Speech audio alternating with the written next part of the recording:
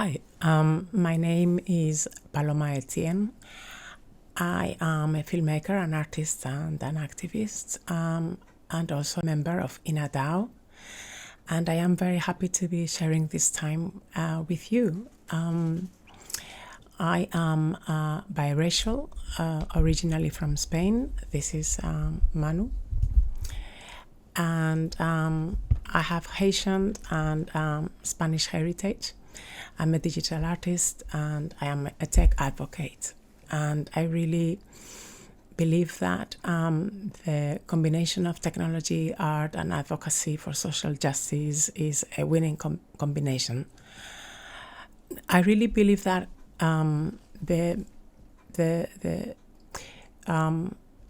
diverse communities will find a place in and are finding a place in this new development of art in the blockchain. And that's why I started my own DAO, Dao Ashé, in July last year, 2022. Basically, I wanted to prove that we could empower diverse communities, migrant communities, people of color, from the BIPOC collective, from the LGBTQI plus collective, and also neurodiverse individuals. We also welcomed allies that are ready to have a look at their own privilege in our Dao Ashé. And we work with technology, and also one of our focus is identity representation. So I was very happy to be able to put together this workshop for you. Basically, you might question what it means, identity representation in art. Well, what it means to me is the creation of art that comments on who we are, who we want to be, and the history of our communities, reenacted through us. We are going to show you in this workshop the art of very inspiring people. I've had the chance to talk to them. They are my colleagues. They are people who I admire, and I thought it was a very good way to show you their work through their own voice. And I also want to show you some tools. So after the interviews, we'll have a look at a little 3D project that I think you can put together. Because I really believe that 2024 is going to be the year of the metaverse. And I want to encourage you to listen to our interviews, grab a pen, get some ideas, and after that we'll do a bit of brainstorming, just to kind of toss up a few subjects and see if we can work with them and entice the feeling, the yearning to do this type of work through this method of soul searching, right? So let's go for it. We are here with Karina Senatore, and I'm so happy that she's here with us. We're gonna talk about her work, and but the best thing really in these cases is always to have the artist introduce herself. So Karina, please tell us a little bit about yourself.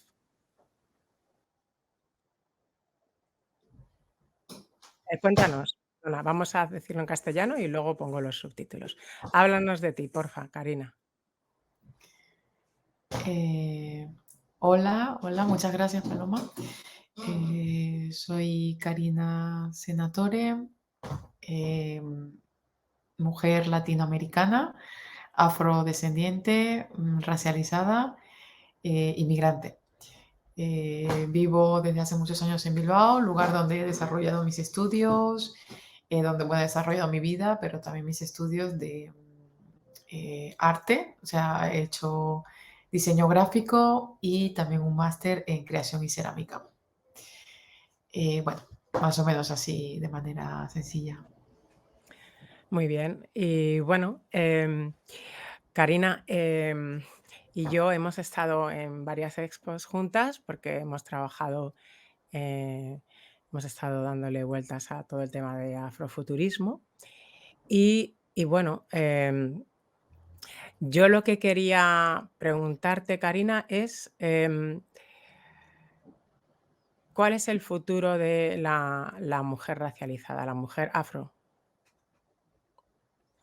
¿Cómo lo ves?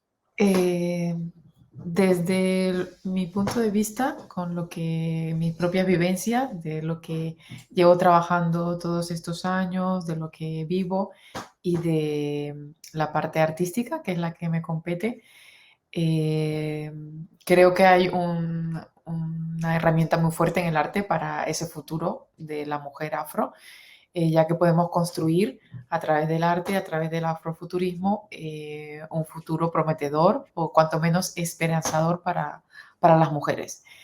Entonces, desde este ámbito artístico tenemos esta herramienta que es muy poderosa, el afrofuturismo, así que lo podríamos llamar afrofuturismo feminista. Y bueno, tenemos aquí pues un gran potencial donde podemos trabajar con ello. Bueno, esto como uno de los ámbitos, lo digo desde mi perspectiva y desde donde yo me encuentro, pero se están desarrollando pues muchísima dinámica, muchísimas estrategias, muchas formas de trabajar con el futuro femenino.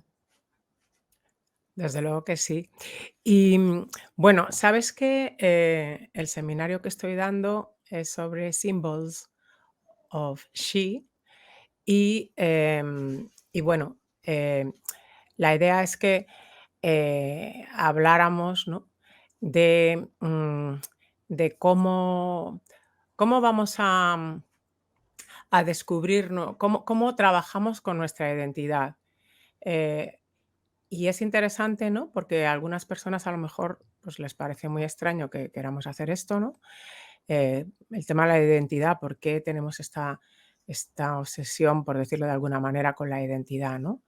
Entonces, me gustaría que me dijeras por qué, por qué crees que para nosotras, las personas racializadas y las personas que nos identificamos con con disidencia, una disidencia sexual o una racialidad diferente, diversa, ¿por qué es tan importante de alguna forma explorar nuestra identidad en nuestro trabajo?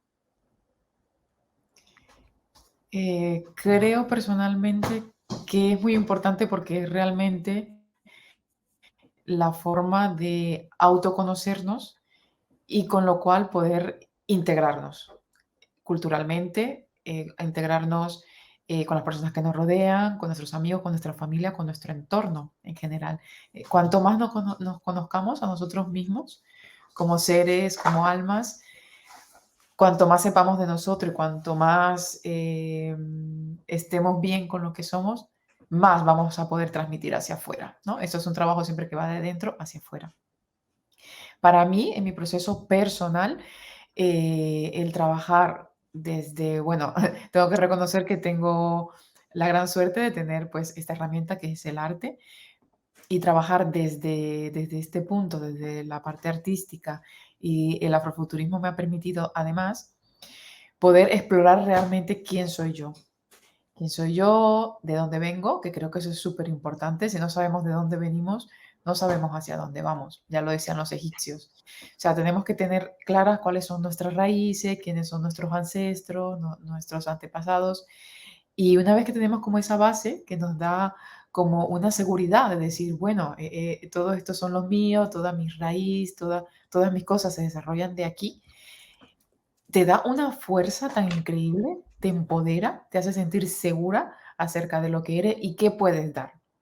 ¿Qué puedes dar? Porque en la medida en la que no nos conozcamos, tampoco identificamos ni sabemos qué podemos dar, qué podemos ofrecer, cómo podemos aportar o contribuir socialmente. Y Entonces, Karina, perdona, no quiero sí. interrumpirte, perdona.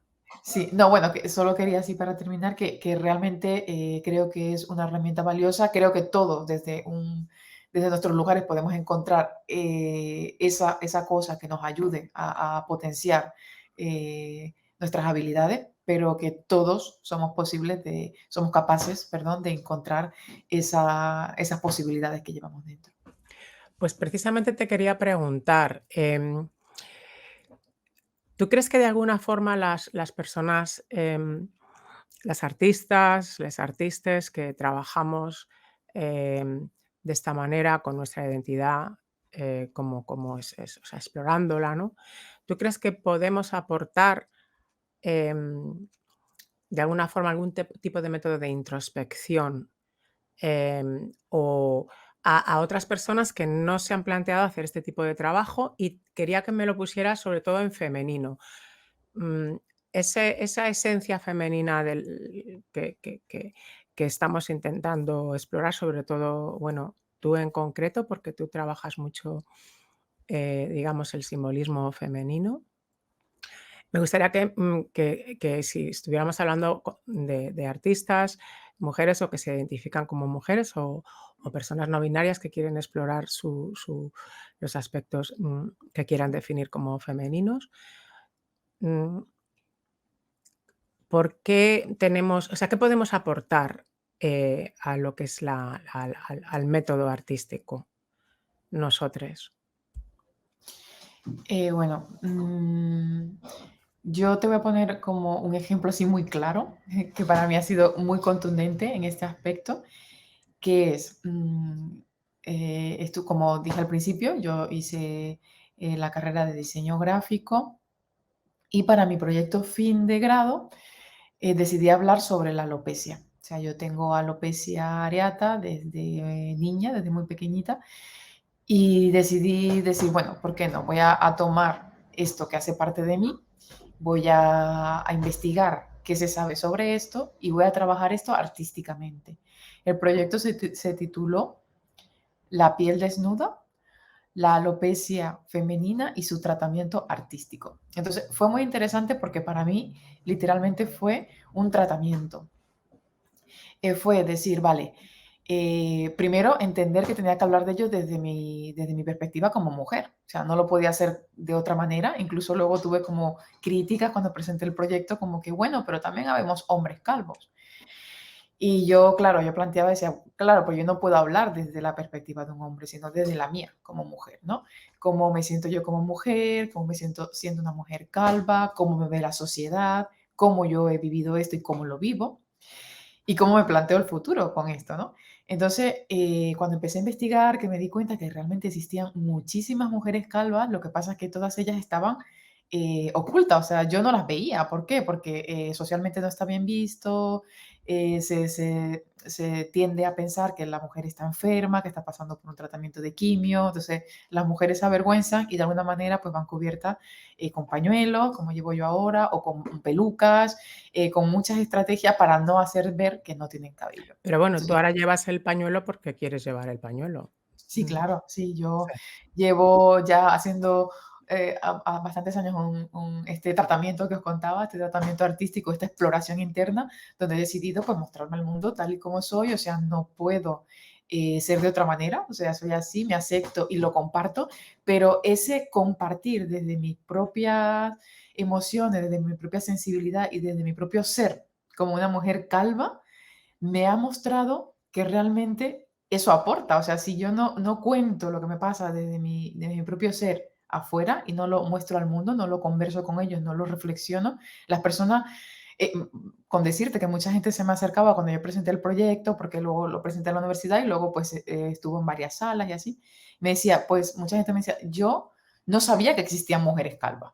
Yo siempre vi hombres calvos, nunca he visto una mujer calva. Eres la primera. ¿Cómo es posible? ¿Dónde estaba yo escondido o hacia dónde miraba yo?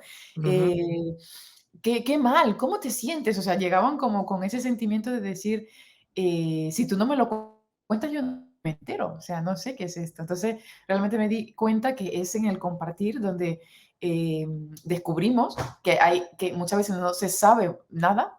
Nosotros creemos que se sabe todo, pero no se sabe y que tenemos mucho que aportar, mucho que decir desde nuestras emociones. O sea, para mí fue muy potente que me dijera, yo pensaba que solo existían hombres calvos, que no existían mujeres. Entonces fue fíjate. como, wow. O sea, eso te lo pongo como un ejemplo que es Sí, sí. súper claro y súper evidente de cómo podemos aportar, cómo podemos contribuir. Yo en este caso lo hago desde el arte. Lo que Ujú, hice fue hacer una serie de ilustraciones sobre la alopecia, ujú. donde construía un poco también utilizando el afrofuturismo, utilizando diferentes técnicas, pero hay gente que lo hace desde la escritura, desde la poesía, desde el cine, el teatro, o sea, hay muchas Pues formas mira, de... vamos a hacer una cosa. Yo quería hablar de varias obras tuyas, pero ya que estamos hablando, de tu trabajo sobre la alopecia, déjame, buscar en tu Behance. En tu Behance, tienes, el Ahí está, trabajo, ¿no? sí. Sí. Vale, pues mira, em, voy a compartir la pantalla relacionada con tenía la otra, pero voy a poner esta.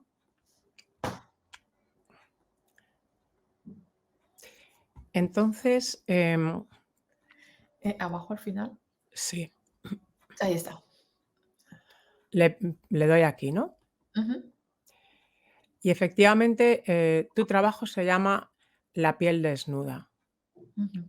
Entonces, Karina, me gustaría ¿qué hago para ver el resto de las imágenes? Voy ¿Le a puedes hacer dar al centro de la imagen? vale. Ujú. Y luego ya vas pasando con el clic. Vale. Entonces, ¿te importaría de alguna forma de construir? Decir, bueno, ¿cuál ha sido tu proceso brevemente con cada pieza? Lo que nos faltaba. Con cada pieza, ¿cuál ha sido tu proceso? O sea, estamos Eh, hablando de que tú, ¿cuál fue la primera a todo esto, la primera que hiciste? ¿Esta o voy más adelante?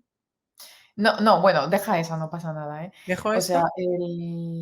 digamos que la primera que yo hice fue con collage y fue, que ya las iremos viendo, pero yo voy contando. Sí, Mi proceso fue primero, hacer una sesión fotográfica que hice con mis amigas, me hicieron fotos a mí, y era además la primera vez que me mostraba sin nada, o sea, sin peluca, sin pañuelo, sin nada. Entonces, con esa sesión fotográfica yo las utilicé como guía para ir dibujándome y para ir haciendo los diferentes tratamientos artísticos o sí, con técnicas artísticas diferentes, ¿no? Entonces, empecé con el collage. Y con el collage empecé con la metodología afrofuturista y de alguna manera ponía un montón de elementos. Y se veía que era una persona sin cabello, pero de alguna manera la seguía tapando, la seguía tapando. Y luego fui trabajando, pues eso, con, por ejemplo, la siguiente, que son hilos y también collage, como trozos de periódico, eso lo hice con la máquina de coser, puse esos trozos de qué revistas, de maravilla, qué periódico, bonito.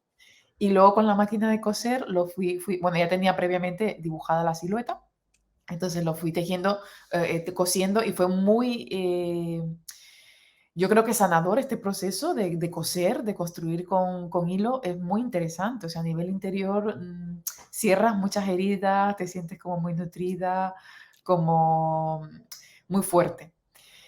Luego ya digamos que hice también las que vimos al principio, que son serigrafía, que son las que vimos así que se repiten varias veces. Y luego terminé con las que ya Esta veremos al final, esta es una esas. serigrafía, ¿no? Esas son serigrafías, ¿Y eso la es. siguiente también? Y la Esta siguiente no. también, esa también, esa Pero tú también. te dijiste a ti misma: "Vale, voy a hablar sobre mí". Ujú.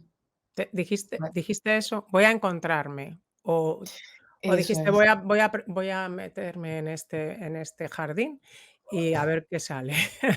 Sí, sí, sí, y lo dije con Tendrías un muchísimo poco de miedo. miedo también, ¿no? A lo mejor. Sí, no, y tuve muchísimo miedo cuando yo le planteé a mi tutor: "Oye, voy a trabajar con esto, tal". No era capaz de arrancar con mi propia imagen. O sea, me propuso, vamos a hacer haz fotografías tuyas y viendo esas fotografías tú vas a ir dibujando, vas a hacer todas las técnicas que tú quieras, ¿no? Porque como era como ese tratamiento artístico, se trataba de crear todas las técnicas que a mí me parecieran interesantes o con las que me sintiera identificada. Pero Y yo aquí empecé a fíjate, trabajar. aquí ya directamente te has lanzado a la piscina, has puesto una Sí. foto tuya, o sea, ¿qué pasó Sí, ahí? sí, esas son, bueno, con la sesión fotográfica, esta fue de las primeras, o sea, yo hice ¿Ah, sí? directamente con mi foto, sí, con mi foto Ujú. y luego hacía los montajes con mi fotografía. Pero lo que te comentaba que yo empecé con imágenes de otras mujeres, porque yo cuando empecé a investigar vi que había otras mujeres calvas, qué tal, incluso pues encontré una venezolana, una modelo, Yukensi, que es una persona extraordinaria que solemos hablar, que ella tiene una fundación en Venezuela y se dedica a promover el tema de la alopecia, ayudar a niños y niñas que se encuentran en esta situación. Entonces yo empecé a ver estas imágenes con otras personas porque no me atrevía a usar mi propia imagen. Y mi tutor me insistía, Karina, tienes que trabajar con tu imagen, tienes que ser tú, porque al fin y al cabo tú plantéatelo como que tú este proyecto lo vas a llevar a una galería. Tú tienes que pedir permiso a las personas que aparecen en esa foto. En cambio, si eres tú, es tu imagen y tú solamente puedes hablar de esto desde tu propia experiencia. Ánimo, tú puedes, ánimo. Y me insistió tanto que al final me lancé y ya viste. Ahí empecé a poner mis fotografías y empecé a hacer con mi imagen. Y estas que estamos viendo ahora Ujú. son las últimas con las que acabé, que Ah, ya fue mira. como con plumilla, con tinta y pluma. Ujú. Y me pareció súper interesante porque es como que empecé con el collage, como con muchas cosas, con muchos elementos, poniendo capas, poniendo texturas, poniendo cosas, cosiendo tal, y aquí terminé solo en blanco, con el papel en blanco, la tinta y ese rojo de los labios, y Mm. listo. O sea, fue como una liberación, como una tranquilidad, como wow. Y dime una cosa, o sea, ¿hasta qué punto, de forma consciente o inconsciente, tu trabajo se nutre?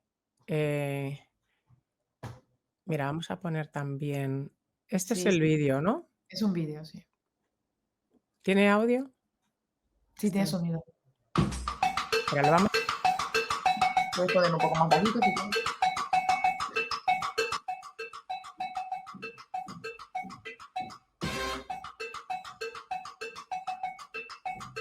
Aquí muestra más o menos cómo es el montaje.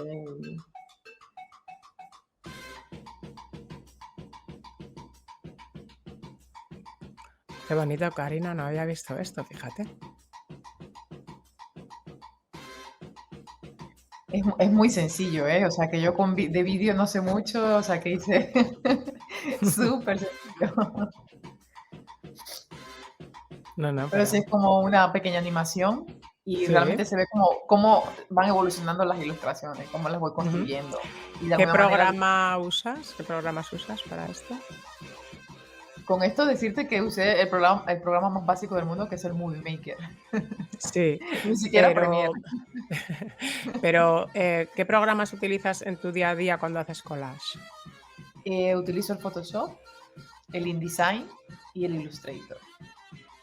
El design lo utilizo más que nada pues para maquetar, poner algunos textos y cosas así, pero sobre todo para ilustración, el Photoshop y el Illustrator.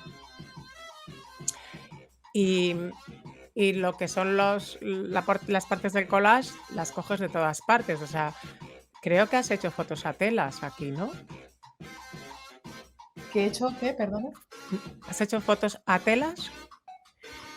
Sí, hay algunos que hice como con lana, cosiendo, tejiendo, otros cosiendo. Hice como la modificación de la textura y del color de la fotografía. Por ejemplo, mira, estas son con cosidas. Y bueno, los collages, la serigrafía, estos son acuarelas o tinta, la plumilla, y por ordenador. O sea, algunos de los que vimos al principio y estos finales están hechos con ordenador, con Illustrator. ¿Y quién te hizo las fotos? Dos compañeras de la universidad, o sea, una amiga muy cercana, que es como mi hermana, Y fue Ujú. con ella la primera, pero es que no me atrevía yo a quitarme el pañuelo o quitarme la peluca y ponerme ahí en la cámara y decir, oye, fotografíame, ¿no? O sea, me voy a poner así y sácame fotografías. O sea, incluso las primeras fotos que las tengo, ¿eh? Es algo todas así como muy tímida, encogida y mirando hacia abajo. Guau, qué fantástico. Y, y dime una cosa, em, digamos que ahora mismo, por ejemplo, em, este trabajo, ¿no crees que interactúa un poquito con el activismo? Eh, ¿Has sido consciente? De hecho, hablamos ayer que en un momento dado, aunque no nos vamos a meter en ello ahora, pero que tú sí que te has sentido que has tenido que decir: "Oye, eh, aquí estoy yo", ¿no? Entonces, ¿quieres animar a otras mujeres a tener más opciones a lo mejor o cómo lo ves? Sí, por supuesto. O sea, este trabajo ha sido y sigue siendo muy activista. O sea, yo en el momento que lo planteé ya viste, ¿no? Que era lo que tú me preguntabas antes. O sea, es importante Ujú, hablar de nosotros mismos, de lo que sentimos, de, pues sí, o sea, yo en este momento simplemente lo hice como un trabajo personal de introspección, de sanación también, ¿no? Yo veía en este proyecto y en mi paso por la facultad y en el apoyo que tenía de mis profesores, una forma de curarme a mí misma, ¿no? De encontrarme y de descubrirme. Entonces, sacar todo esto lo hice simplemente de manera personal, para mí misma y porque tenía que plantear un proyecto y me parecía interesante plantear ese proyecto desde mi propia experiencia. Pero se convirtió y se ha convertido y sigue siendo un tema completamente actual, incluso cada vez hay más mujeres calvas, cada vez más mujeres que se muestran tal y como son y que luchan por sus derechos también de decir, oye, no podemos seguir todas encasilladas en un mismo canon de belleza, habemos diferentes tipos de belleza, todas son aceptadas, todas son buenas, todos son sensibles y especiales, o sea que no hay un único y, y encasillado canon, o sea, no puede ser, no puede seguir siendo así. Entonces, desde luego que es un tema que animo a las personas que hablemos desde nuestro propio corazón y de nuestras propias inquietudes. Hablando desde allí es que las cosas son más auténticas, son más originales y realmente hablamos desde una propia experiencia, desde una voz de te cuento desde lo que yo he vivido y he sentido y eso pues tiene un valor incalculable. desde luego. Pues mira, y me alegro muchísimo que lo hayas hecho, Karina. Yo también. Estamos aquí viendo cómo ya estás en el ecosistema NEAR, en, em, en nuestra galería, en nuestra exposición colectiva. Em, y bueno, vamos a hablar de algunas piezas, eh, que has puesto, que has minteado. Y de nuevo, estamos hablando, si no te importa, ¿en qué pieza nos paramos a la hora de hablar de cómo has querido reflejar, eh, todos estos temas de la identidad, femenina? ¿En qué en cuál quieres que nos paremos? Ah, no, no tengo ninguna preferencia. Elige tú. Vale, pues, a mí esta me encanta, la de ritmo. Vale. eh, Háblanos un poquito de ritmo. A nivel general, toda la serie se construye a través de la búsqueda de fotografías africanas, de mujeres africanas, y quería tener como digamos, una carpeta, un archivo propio de fotografías con las que yo pudiera trabajar, porque ya sabéis que para construir collages, obras propias y tal, tenemos que tener imágenes con permiso de los artistas que nos ceden esas fotografías, o en este caso son imágenes libres, sin derechos de autor. Pero son fotografías que son muy antiguas.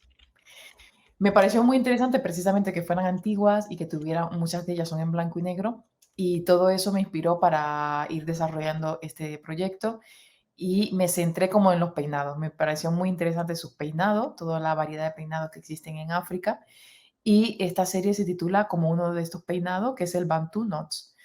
Estos nudos Bantu son una serie de moñitos que están como perfectamente distribuidos en la cabeza y, y yo lo que hice fue como coger ese peinado y reinterpretarlo, o sea, darle mi punto de vista artístico y yo creo que también desde mi perspectiva de mujer con alopecia, creo que suelo trabajar mucho ahí, ¿no? Como en torno a la cabeza, en torno al cabello, qué sucede con nuestras ideas, también un poco como esa parte estética y lo que es el cabello, pero también desde nuestras emociones y ideas, ¿no? ¿Qué tenemos ahí dentro y cómo lo sacamos fuera? Entonces aquí pues yo intento reflejar estos Bantu Knots reinterpretados, futuristas, con este resultado de estas mujeres que parecen como unas superheroínas que nos transmiten pues un sentimiento de libertad, de empoderamiento, de autosuficiencia, de que nos trasladan también valores, ¿no? Como pues el tema de la naturaleza, el cuidado del medio ambiente, de la fauna, de la flora, y luego como con esa mirada al espacio, al futuro, ¿no? Siempre estos elementos del espacio nos transmiten como esa mirada hacia el futuro. ¿Cómo me veo yo? ¿Cómo vemos a las mujeres? ¿Cómo veo a las mujeres que me rodean en esta actualidad, pero en ese futuro? Pero es curioso, ¿no? Que al final esta mezcla de las técnicas y de la imagen da como la sensación de esa ancestralidad y ese futuro, como eso que comentaba al principio, ¿no? Como que nunca podemos olvidar realmente de dónde venimos para saber hacia dónde vamos. Siempre tenemos que tener nuestras raíces con nosotros y llevarlas con nosotros. Y eh, estas mujeres bantú, ¿de dónde son exactamente? Casi todas las fotografías son africanas, las he ido sacando de archivos, pues, ¿no? Que las etiquetan algunas, ¿no? Como África o algunas especifican Senegal, República Democrática del Congo, pero en Ujú. general son como imágenes que no tienen ni autores, muchas ponen autores desconocidos y otros no ponen ni siquiera cuándo se sacó ni quién es. Pero en esta biblioteca que me fui construyendo, encontré esa que has mostrado antes, justo es precisamente Con una, Phyllis Wheatley, ¿no? sí, ella es justo una poeta Ujú. que me la encontré en este archivo, pero fue súper interesante descubrir su historia. Y seguramente que si me pusiera a investigar más de estas mujeres que estaban en estos archivos, encontraría, vamos, muchas sorpresas. ¿Y Desde luego todas son cuál es su guerreras. historia? ¿Cuál es su historia, Karina? Sí, yo creo que en general todas somos, hemos sido y seguiremos siendo pues unas mujeres fuertes, luchadoras, guerreras, Ujú, emprendedoras. ujú. Phyllis en concreto fue una niña que se vendió como persona esclavizada y ella, pues la familia que la compró, de alguna manera vio que tenía mucho talento, que era una persona como muy predispuesta, muy ágil y con muchas inquietudes, con mucha curiosidad, y le permitieron, digamos que en ese momento, si se puede decir así, le dieron la oportunidad de tener unos estudios. Y pues ella desarrolló diferentes escritos y, bueno, aquí lo estás mostrando, ¿no? Pues en esta Sí. época, estamos hablando del 1700, Ujú. eh, ella estuvo trabajando en estos poemas, se tuvo que someter a muchos juicios porque incluso se puso, eh, se cuestionaba el hecho de que fueran suyos, hasta que Fíjate. pues se demostró que efectivamente pues sí, que eran textos suyos y perdón. Pobrecita. Em, y claro, fue como que un momento muy, muy duro para ella, pues demostrar que desde luego ella no estaba plagiando a nadie, que Qué barbaridad. no era una copia, que no era un texto escrito por otra persona, sino que eran suyos. Y Ujú. luego, pues desde entonces se conoce como las primeras literaturas afro que existen y hoy día se les reconoce dentro de la comunidad afro como la poeta de la liberación. Qué Entonces, me maravilla. pareció súper interesante su historia, súper bonita, muy conmovedora y vamos, o sea que ahí está, ¿no? Como esa ancestros de lo que hablaba, ¿no? Ujú. Trayéndolas a este futuro, a este presente y a ese futuro, ¿no? Cómo las vemos y cómo queremos que sean vistas. Bueno, Karina, pues yo estaría hablando contigo toda la tarde y seguro yo creo que Nina DAO les va a interesar hablar contigo pronto. porque tu trabajo es maravilloso y tienes muchísimo que contar y tienes muchas técnicas diferentes y todo lo demás. Así que bueno, yo lo que quiero que sepas es que, buah, ha sido un verdadero placer tenerte aquí. Muchas gracias y, y bueno, pues estamos en contacto, Karina. Por Un supuesto, muchas besito. gracias a ti por la invitación, Paloma. Te agradezco mucho todo el trabajo que tú también estás haciendo y también esperamos y espero verte hablando de tu trabajo también, por favor. Sí, O sea que claro que esto sí. es de ambas direcciones, ¿sabes? Yo también quiero escuchar y quiero saber más Sí, yo de tus voy a técnicas, de tus formas, de tus inspiraciones, por favor. pues lo hacemos. Bueno, Karina, hasta luego. Hasta luego. Adiós, adiós. Adiós. Hola a todos, ¿cómo están? Yo soy Maisha y soy peruana de nacimiento. Les quería comentar que yo como artista me inspiro mucho en la ciudad donde yo nací. La ciudad se llama Huaraz, está en la sierra de Perú y está entre dos cordilleras, tanto la blanca como la negra. ¿Y esto qué quiere decir? Que los paisajes que vamos a tener van a ser muy diversos. Lagunas, nevados, flores, también hay bosques de piedras, lugares donde puedes escalar. Es muy bonito, es una ciudad con mucha diversidad. Y yo me inspiro siempre y les quería comentar un poco también sobre un NFT que yo creé hace muy poquito que se llama La Sonrisa Guaracina, donde yo quiero representar a la mujer de Huaraz, a la mujer empoderada, a la mujer que se siente orgullosa de sí misma, del lugar donde nació y que quiere transmitir alegría, transmitir, digamos, ¿cómo podría decirlo? Quiere transmitir todo de ella. Entonces espero que al momento de ustedes verla, disfruten mucho el arte y espero que también les llegue a inspirar para que también puedan desarrollar de repente ese arte que puedan tener escondido o que también se conecten un poco con la naturaleza, porque a veces ahora último las personas viven con un ritmo acelerado y a veces se olvidan de escucharnos a nosotros mismos y también de conectar un poco con la naturaleza, cuidarla, ¿no? Entonces, eso es lo que yo quiero transmitir, ¿no? Y bueno, muchas gracias por todo y nos veo después. Un abrazo. Okay, here we are with lovely, talented, and very, very like bright-eyed VJ Deliria, OG of the space NFT, innovator, metaverse designer, and music DJ producer, educator, so much more as well. So I am very proud to call her my friend. She's been a real star every time we've done work together, and I still had the kind of learning curve. Kind of gagging me. She's been very kind and very gracious and given me all the information from the very beginning, and made time, like a real OG that she is in the space. Alma, VJ Deliria, how are you today? You told me you are a bit hot. Thank you so much, first of all, for the warm welcoming. I appreciate every word of encouragement.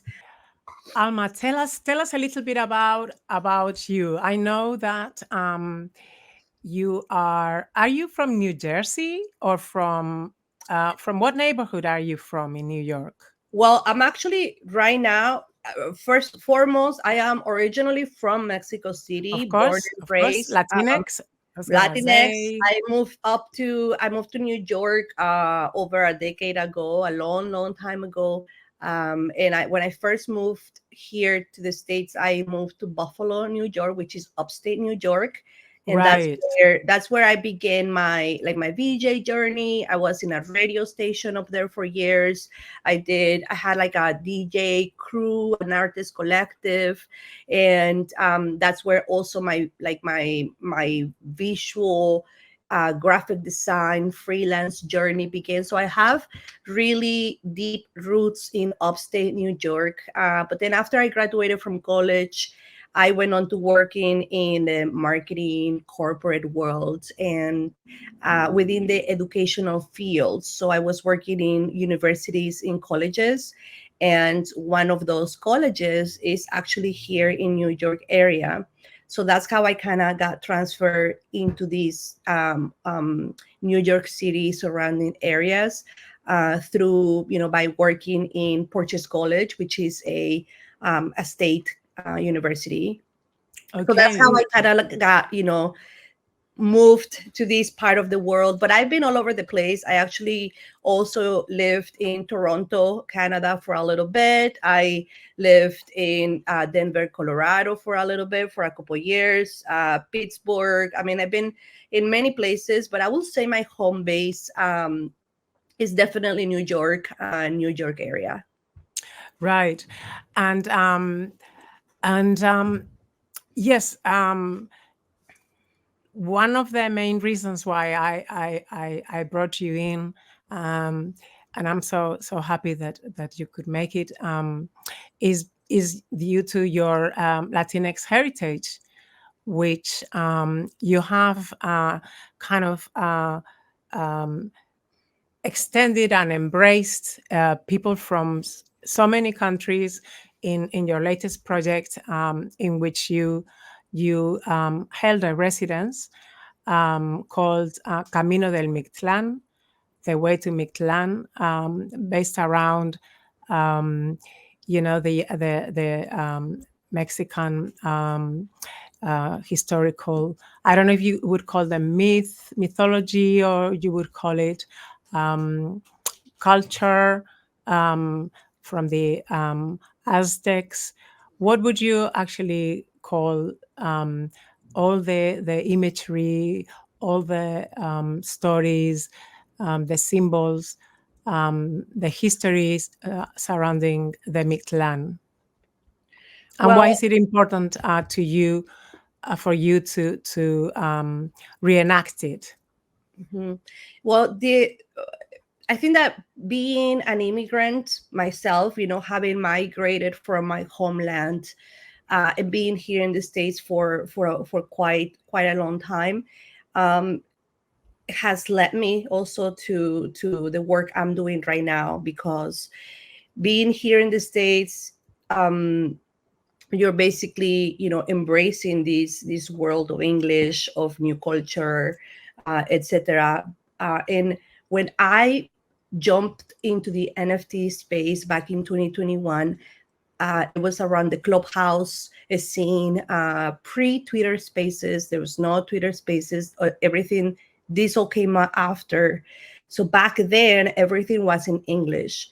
So Right. I was joining all the clubhouses in English, going up and talk, asking questions. So I thought, this is all great information. I'm learning a lot, but where is the Spanish speaking people? Where is all of this information in Spanish? Right. And there wasn't, that we didn't have this boom in Latin America until later on. And So Alma, tell me, why was it important for you? So it was important because I felt definitely in a privileged position of, okay, I am here, I'm able to understand, but how can I bring that and spread it in the Latin Spanish space? And for me, that is important because as a minority myself in a country like United States, and as an educator, I also see myself as an advocator. You have to advocate for your students, you have to advocate for yourself. So how can I advocate in this digital NFT space world for the education to also be in Spanish? I wanted the Spanish artists to also be able to learn this new technology in their language. And I know firsthand that English, as for someone who does not speak or understand, is a big barrier, and that's a big step. But you're not only educating about or around the space. I mean, you are actually an innovator. I mean, you are interested in the latest of the latest. I mean, now we see you with a very cool filter, that enhances the way you are feeling in your flat right now. But somehow it tells me more than that. It tells me it tells me about you, about the fact that you really want to brighten up the space. That's what you want to do. And yes, you are interested in augmented reality, in virtual reality. I mean, you adopted the metaverse in the main platforms that were there, like Spatial and Decentraland. You are gonna come to Near very shortly, because you have a place in our exhibition, and also someone like you really needs to come to Near. And I'm so happy that that through this workshop they're gonna find out about you, because yes, you are an innovator. And as a woman, as a Latinx woman, do you also think in terms of gender, or in terms of being a woman? Do you think that also has an impact in the way you work, the material that you are projecting out there? Yes, for sure. I mean, I definitely, I know for sure that moving to the States, here in the States, your identity is like so out there, all these different races and cultures, especially here in New York. We are a melting pot, so Mm-hmm. I've always had my multiple identities very present, as a Mexican, as a woman, as a single woman, as an artist. There are, as an immigrant, there are multiple identities that we go in and out, throughout your day by hour. Mm-hmm. Mm-hmm. And when thinking about my identity as a woman, as a female Latin NFT artist, it's definitely been, first of all, it's been a privilege, having the opportunity to represent my people, to represent my culture, my history, my gender in front of an international audience. For example, when I spoke at NFT NYC in 2021, I was the first female Latin artist to go up on the art track and talk about Really? the journey of how is all of this NFT space being experienced by the Latin artists. Because like I said, Mm-hmm. back then it was all English, very US centered. But Mm-hmm. when I started opening the clubhouses, basically I started opening clubhouses in Spanish under the Mm-hmm. name of NFT Anguis. And Right. the artists, when they, the community was there, the artists were already in clubhouse, but they were in the English clubhouses, trying Right. to understand what they were saying. And then Mm-hmm. when I first started opening the clubhouses, the title will be in Spanish. ¿Qué son los NFTs? NFT 001. O sea, So that's how they found you. right, like my You wanted them to come to you, right, like right? I was like, okay, we know that all this information is new, we know that it's in English, but let's create safe spaces Mm-hmm. for Spanish people to not be afraid to come up and ask questions. Because every time somebody will go up on the stage in Clubhouse, the first thing they will say was, I'm sorry about my English. Yes, I know. Then they I will know. ask their question. And Right, I right. just felt like we don't need to do that. You don't need to come up here apologizing because you Yeah, speak a different language. So, absolutely. so I wanted to create that safe, comfortable environment, not Mm-hmm. only for them, but for myself as well. And Mm. because that was not happening, I wasn't going to wait around and, wait until somebody else did it. I was like, I'm just going to open it. So Yeah. that's how those, safe spaces to learn about the NFT space, about what this is all about, asking questions. That's how it all began. And then from there, this like idea of a collectivity, an artist collective that anyone could join, originated, which is So it's basically a DAO. I mean, you have this DAO called NFTiangis. I And will you do not your call it own. a DAO You would, yeah, because you don't have that structure. But see, people are saying it doesn't need. It is an artist collective. It's a Well, collectivity, like right? mine. I call it a DAO, but that's also what it is. And we are on the blockchain. I mean, Right. right now we don't need to follow any of Vitalik's rules. I mean, in the sense of like everyone has to have a token or what have you.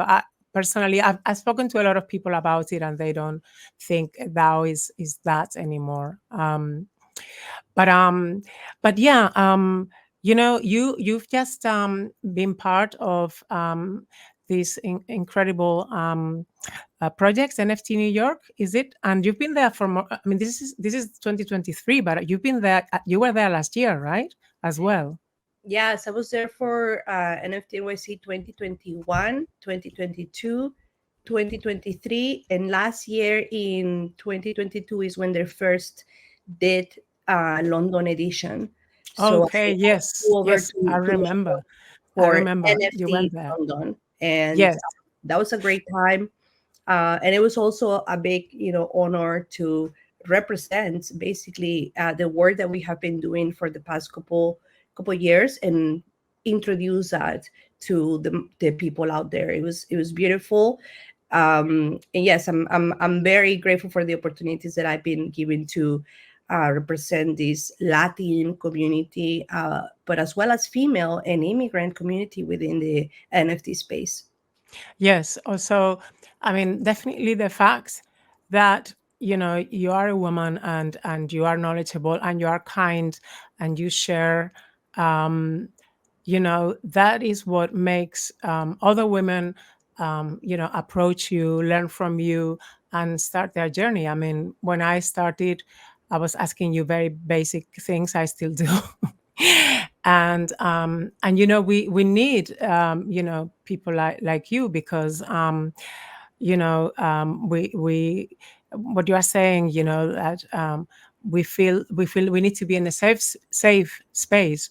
So I would love for you to like share with us your latest work, and as we said, it would be great if you could find examples in which you talk about your identity. But you've also said, look, Paloma, my identity is just me. I am all over the place. I plaster myself all over the place, being all of these that I've told you I am, so fair enough. I mean, you talk about your work is your music. You do a lot of self-portraits. I mean, you film yourself dancing, you film yourself DJing. Tell me why are you on camera? Well, it's important to document, and as an artist, as a performer, Yes, you are a performer. when you are Definitely. performing, you are in that moment, creating the compositions in real time. So you are super focused on now, right here, right now, go. But when all of that ends, you're like, how did that go? How did it look? And at the beginning, when I first started doing my VJ sets, I did not record anything. Este gato está. Te What's voy the a name? meter en el baño. Manuel. Manuel, cálmate, Manuel. Manuel no se calma porque Manuel está pesado. I don't mind Manuel. Yeah. No, I just think that this is my house, I mean, this is where I teach. I mean, and this is my cat. And if I am going to like lock him up, I have to. The other one is sleeping. Sometimes I do put him in the bathroom, but I mean, I think it's important to be ourselves at all times. Yeah, I don't have a kind of. Yeah, exactly. So sorry, I interrupted you. No, it's okay. I was saying that it is important to to record, to document, and that is something that I learned as I went on, in my performing career. Because at the beginning, I was asking those questions. How did it look? Did you take a picture? Do you have a video? Most of my friends were also in the moment, they were dancing. They were like, oh, you did great. I love your visuals. And I was like, where's the picture? And they were like, oh, I was dancing, I'm sorry. So I learned that if I don't document myself, I can't rely on other people to document unless I hire someone to actually follow me and document me. So I think that this is an advice that I give to all the artists. Record as much as you can from your process, from your performances, because as you move in your career path, you are going to present yourself to others, and they're going to be asking you, oh, let me see. Everything sounds great. Let me see. And if you don't have that record, that documentation, it's hard for you to convey your work. So it's something that I have learned about, just documenting and recording everything. And in fact, I have like a project coming up in like a year and a half. That's how far away I'm planning this into, where I am, working on all of this documentation that I've been doing since 21. So there's gonna come a time where I'm gonna present my complete documentation, and that is part of my grad school work in this master's program. All right. Wow, fantastic. And also, I think that I think first of all, you are a performer. I mean, you give everything. I mean, you want to express also your movement. You want to you experiment a lot with visuals in which you are the one that's moving. I really love those. And also, I think that you are looking into the future, into the fact that about history. You are making your mark, and precisely for all the reasons you gave us before. I think that you want your stuff documented because you want it to be there for other people to say, well, this happened, right? Yeah, I mean, it's important that right now we are creating history. We are shaping tomorrow's world. And especially when you introduce new technologies, we are in real time mixing and blending our previous knowledge with this new knowledge and propelling ourselves into the future. So it is important that for me as an educator, like I am actually a full-time art educator in New York. So for me to have this documentation, it is material that I can then use to teach in the future. So, when you're a teacher, a lot of your prep time, it goes into preparing your lessons. Yeah. Thinking about what are my students or going to ask to wonder about this lesson, how can I answer those questions? So you are basically taking a step into the future to better accommodate your material so that you are supporting your students so they actually are successful learners. So applying that ideology, that pedagogical ideology into my present NFT persona, it's definitely all like a blend of many different resources and techniques that I have learned. And all of this is definitely to leave a mark. We all leave in a mark in this life.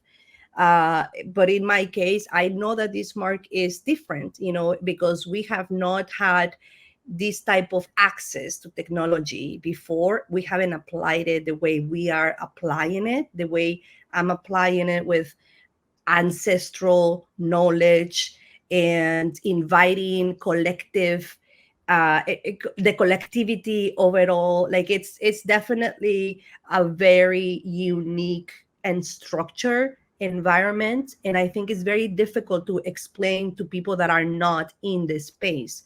So documentation and education they are our weapons, you know. So that is Absolutely. the reason why it is important for me to continue documenting, educating about my journey, about my experience, because my experience is not a single experience. In my experience, I'm bringing on a lot of people onto the scene. We are all creating projects in collective. Obviously, myself as individual, I'm creating things as well. But when I tell my story, I include all of these collective projects that I'm doing, and in doing so, I'm also teaching that this is something that is evolving. This is something that us and adults are learning. We are experimenting, and this is something that in the future, our children are already living in the metaverse. They're already doing all of these things that we are learning how to do. So show us your work and tell us, because basically what you're doing is what the future looks like, and what hey Miklan, what crypto, it's an Ethereum. Ethereum. Okay. All right, so let's move on to Mictlan. I know you want to know Yes, all about Mictlan. all about I Mixlan, love Mictlan. and I love Camino it al too. Mictlan. It's a project that I love, and I keep very dear, because it's allowed me to learn a lot about my culture, my history, our history, and it's allowed me to share it with other people, many Yes, people. and our history too, because they talk about Spain. Spain is like, they believe they just went there, conquered, all that rubbish. And they hold this idea, politicians, that, oh, we are sharing stuff with Mexico and with Latam. We are all linked up with to our cultures are together. Well, then let's get to know the culture of these countries, right? So it's very important for everybody to know this culture, this history. Exactly. And I think that as a Mexican, myself, there are a lot of things that we don't know, about our own history. And that, part of my work in this metaverse space is also bringing my own culture, my history, and preserving indigenous culture and history in the metaverse. We know that through time, indigenous people have been mistreated, displaced, and them as a minority also need advocacy and protection and education, and the more that the whole ecosystem culture, we are educated on our ancestors, our past, and minorities culture as well, we can preserve and protect those values and those indigenous communities that have been not necessarily given the best treatment in history. So with this Camino al Mictlan is rooted in Aztec mythology, about what happens when you die. Right now, when you think about Day of the Death, Mexico, you may think about the movie Coco. You may think about the school customs. You may think about Halloween.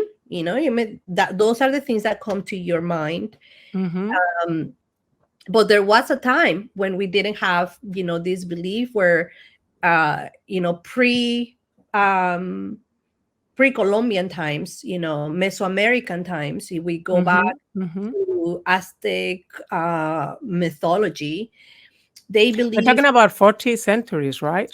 40 centuries before the arrival of Europeans on Aztec land. I mean, it's a long time, and a culture that has that evolved for a very long time. This is so fantastic to see how you've done all of this. I mean, I love the objects. I love the totems. What do they represent? Those totems, or are they like a modern rendition of who did them? Which totems? These ones? Yes, Well, I these love are actually those. wearables. Wow. So Mhm. the place that I am right now, this is the But ofrenda. this is spatial. This is spatial. This is in the So spatial. This is the ofrenda. These images of like in the back that I'm pointing with the mouse. yes. These images were created by one of the artists from NFTies, Mhm. Eduardo, and he basically is a sculpture, a 3D sculpture, and he created these representations based on the anthropological and archaeological contents that we discussed in the residency. And Mhm. created here, we can see this is Mictlantecutli. And next Yeah. to Mictlantecutli, we have With the the cholito. cholitos with the Mictlan symbol in Cholito the is the dog. The dog. yeah, it's the So that dog. people It's know. short for Cholo Esquinkle. So those are wearables in the sense that instead of importing them directly as objects like 3D or whatever, they were on someone's wallet and then airdropped I'm or gonna show you these like Mictlan wearables so you guys see yeah. what is actually a wearable and why is it here? Like what's the utility? This black one is Mictlan Mhm. Tecutli, and the female, this is the female version, which is Mictlan Mhm. Tecihuatl, right? So Right. it's the female and the male representation of Mictlan. These Mhm. were created last year during the Mhm. residency by another artist. His name is Rob Dolls. Yes, And because I remember that you had a residency for wearables, it for was people who just the wanted to make wearables. wearables. Yeah. So I'm going to show you these wearables in the central end right now so you see Mhm. what they actually look like once So they I are could buy them basically. yes, anyone can buy them. I've been But I'm airdropping impressed that too. you were able to transfer them to the other platform. I guess they were in your wallet, and Mm-hmm. then you were able. I don't know why I can't connect my wallet on Spatial. That is definitely, I'll be happy to, go over it. So I'm here Yeah, in the central land. I'm going to yeah. go to To the shop, to another right? To the realm. store or to the.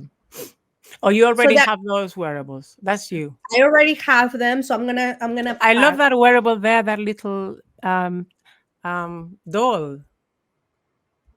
this is It's actually lovely. a Lele doll. It is a Lele from originally from Querétaro, Mexico, and Mm-hmm. this is one of the oldest dolls in Mexico, and Wow. it is something that I'm very grateful to bring to the metaverse. We are the first people that Mm-hmm. bring this doll to the metaverse. Wow. It is like a friend that sits next to you and goes with you everywhere. So here in the metaverse, what I'm gonna do, I'm gonna change into my Mictlan outfit. So if I go Mm-hmm. to the backpack, I can Yeah. look at all the wearables that I have. And Mm-hmm. here is where we're gonna find that Mictlan. I got trousers. I got the cholo trousers. And for a while they were like, "Oh no, they are male, they are male." But eventually, the Central Land allowed me to wear the male trousers. Come on! And then Oh, and I also got the calaveritas, the little skulls around mm-hmm. me with lights. I've got those on my wallet, and I would love to bring them over to Spatial and then to wherever I go. So this is really good that we are seeing you do that. All right. Well, internet is a little bit slow. Let me go to another realm. If you are very slow on the central land, this is why a lot of people are away. Because everyone is in the same place. Right. So look, it says that I'm here, and in the realm that Yeah, I am, which is like a server, it's a yeah, 236. So I'm gonna yeah. switch to another realm. I'll switch to the NFT world realm because Where there's there's zero no one, there. basically. I'm gonna wrap in there, and I'm gonna hope that that's gonna fix my problem of being Mm-hmm. very slow. Yeah, And I'm gonna go back, and no one is here in this realm because I'm the only one. yeah. And Then your I little doll. What was the name again of your little doll? Lele. Lele. Lele, which is actually an Otomi language from Mm-hmm. local people in Mexico, and Mm-hmm. Otomi, it means baby. So Lele, Mm. Otomi means baby. So it's like a So little baby. Lele, I can see the lele on the second column at the bottom, right? Mhm. That's your lele. And then, okay, so we're gonna go to the collectibles, and I'm Can I gonna still go. get a lele?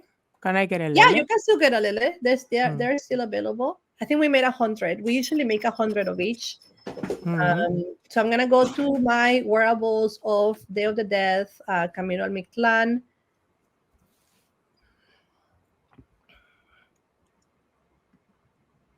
So you have collections of wearables. Have some.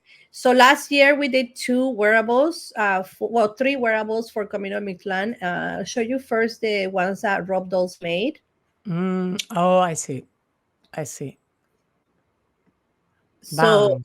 this is the female representation of Mictlán, which is Mictlancihuatl. And then so you put this wearable and you are running. So it's basically now my identity in the metaverse is that of Mictlancihuatl. Right. I can also show you the other ones that were created also. And how did you put that into spatial? Well, what we imported into spatial were the files, were the The designing 3D files. objects. The 3D So objects. we basically imported them as sculptures. As 3D objects, basically. Right, as 3D objects, but okay. if you want to actually wear them and have the function, you will have to use them in the Centraland because that's where we were designed So for. you cannot transfer the wearable. the- Oh, okay. So each metaverse has its own wearables, right? Except Yes, but for however, Ready Player Me that can there actually. are more projects coming out like Ready Yes. Player Me, who are bringing your same wearable. You can bring it to different across platforms. right. And Yes. actually, I just got my first BPO or Vibe. I'm sorry, Vibe is like a wearable that you can bring into multiple platforms, and I just got mine last week. So I'm well able done. to use that. Yeah. But yeah, this is the other wearable that we brought into the space as sculpture, and it also represents this idea of the journey to Mictlan. And this was actually inspired by the archaeologists who were finding these sculptures of Mictlan in Mexico City. You see how important it is to do this sort of thing. In the metal that actually is found in one of those sculptures. And do you realize how this goes into gaming? I mean, the next stage is gaming. Do you know what I mean? Oh, this is gaming. Exactly this website, this is gaming. The Central is a gaming platform. I know that it's also a gaming platform. Yes, it's true. But now, for instance, in there are it's gonna be games very here. interesting to do gaming with wearables, precisely. Well, not necessarily with wearables, but there are some elements of gaming that we will be able to use. La Katrina. Right. So if you look into the history of what we're talking about is the representation, this famous representation of La Katrina. Actually, who named it La Katrina, who gave it that name was Diego Rivera. Right. Wasn't it that other journalist, the female journalist?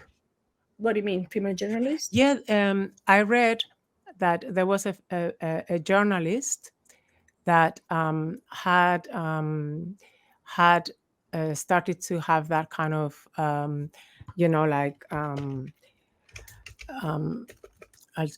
tell you. Let me tell you. Yeah, well, the Calavera Catrina had its origins as a zinc etching created by the Mexican printmaker and lithographer Jose Guadalupe Posada, 1852. The image is usually dated, whatever, when it appeared in a satiric broadside. And apparently that satiric broadside was written by, didn't Marlon say it was written by a female journalist? No? I don't remember that. I got it all wrong. But Posada, Posada is the artist. Yes. That first created this image. So this image on the right, I'm gonna click on it to make it bigger. Yes, This that's was that's the lithography. right. So that was the first representation of this lithographer and printmaker, Jose Yes. Guadalupe Posada. So Mhm. the reason why he created this this Woman. image is because Mhm. he wanted to represent this mestizo population that where he said they are to the bones, meaning they're very poor. You know, you can see their bones, but they're not very well. But they kind of behave as if they are Right. in a But look, pompous but and look, snobbish way. yeah, you can see their bones, but they're wearing a big hat, European style, with Oh dear. fancy feathers. Oh dear. It is making fun of those people who deny their own roots and pretend to be something else. So that was the origin of this image. Later Right. on, in its one of a big mural, popular mural that Diego Rivera created. Oh right, and he put You put can her see on her next to Frida Kahlo, and this is Diego Rivera. Oh, sorry. And this is Diego Rivera himself. He's holding Katrina's hand.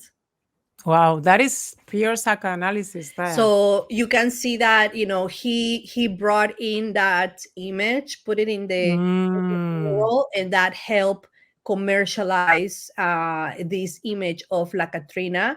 But right. as I was saying earlier, this notion that we have about Day of the Dead is it's a mix of our ancestral heritage, but it's also a mix of the newer things that have been added to it. Y la diosa, the Aztec goddess, Mixtecacihuatl. Sorry, you know how to say that. Mixteca. Cihuatl. Sí. ¿Cómo lo dices? Dilo otra vez. Mictlecihuatl. Dios.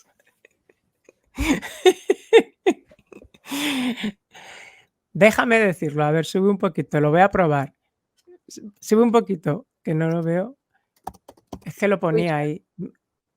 Lo ponía debajo de la imagen. Sube un poquitito. Ahí, para. Ahí. Baja un poquito.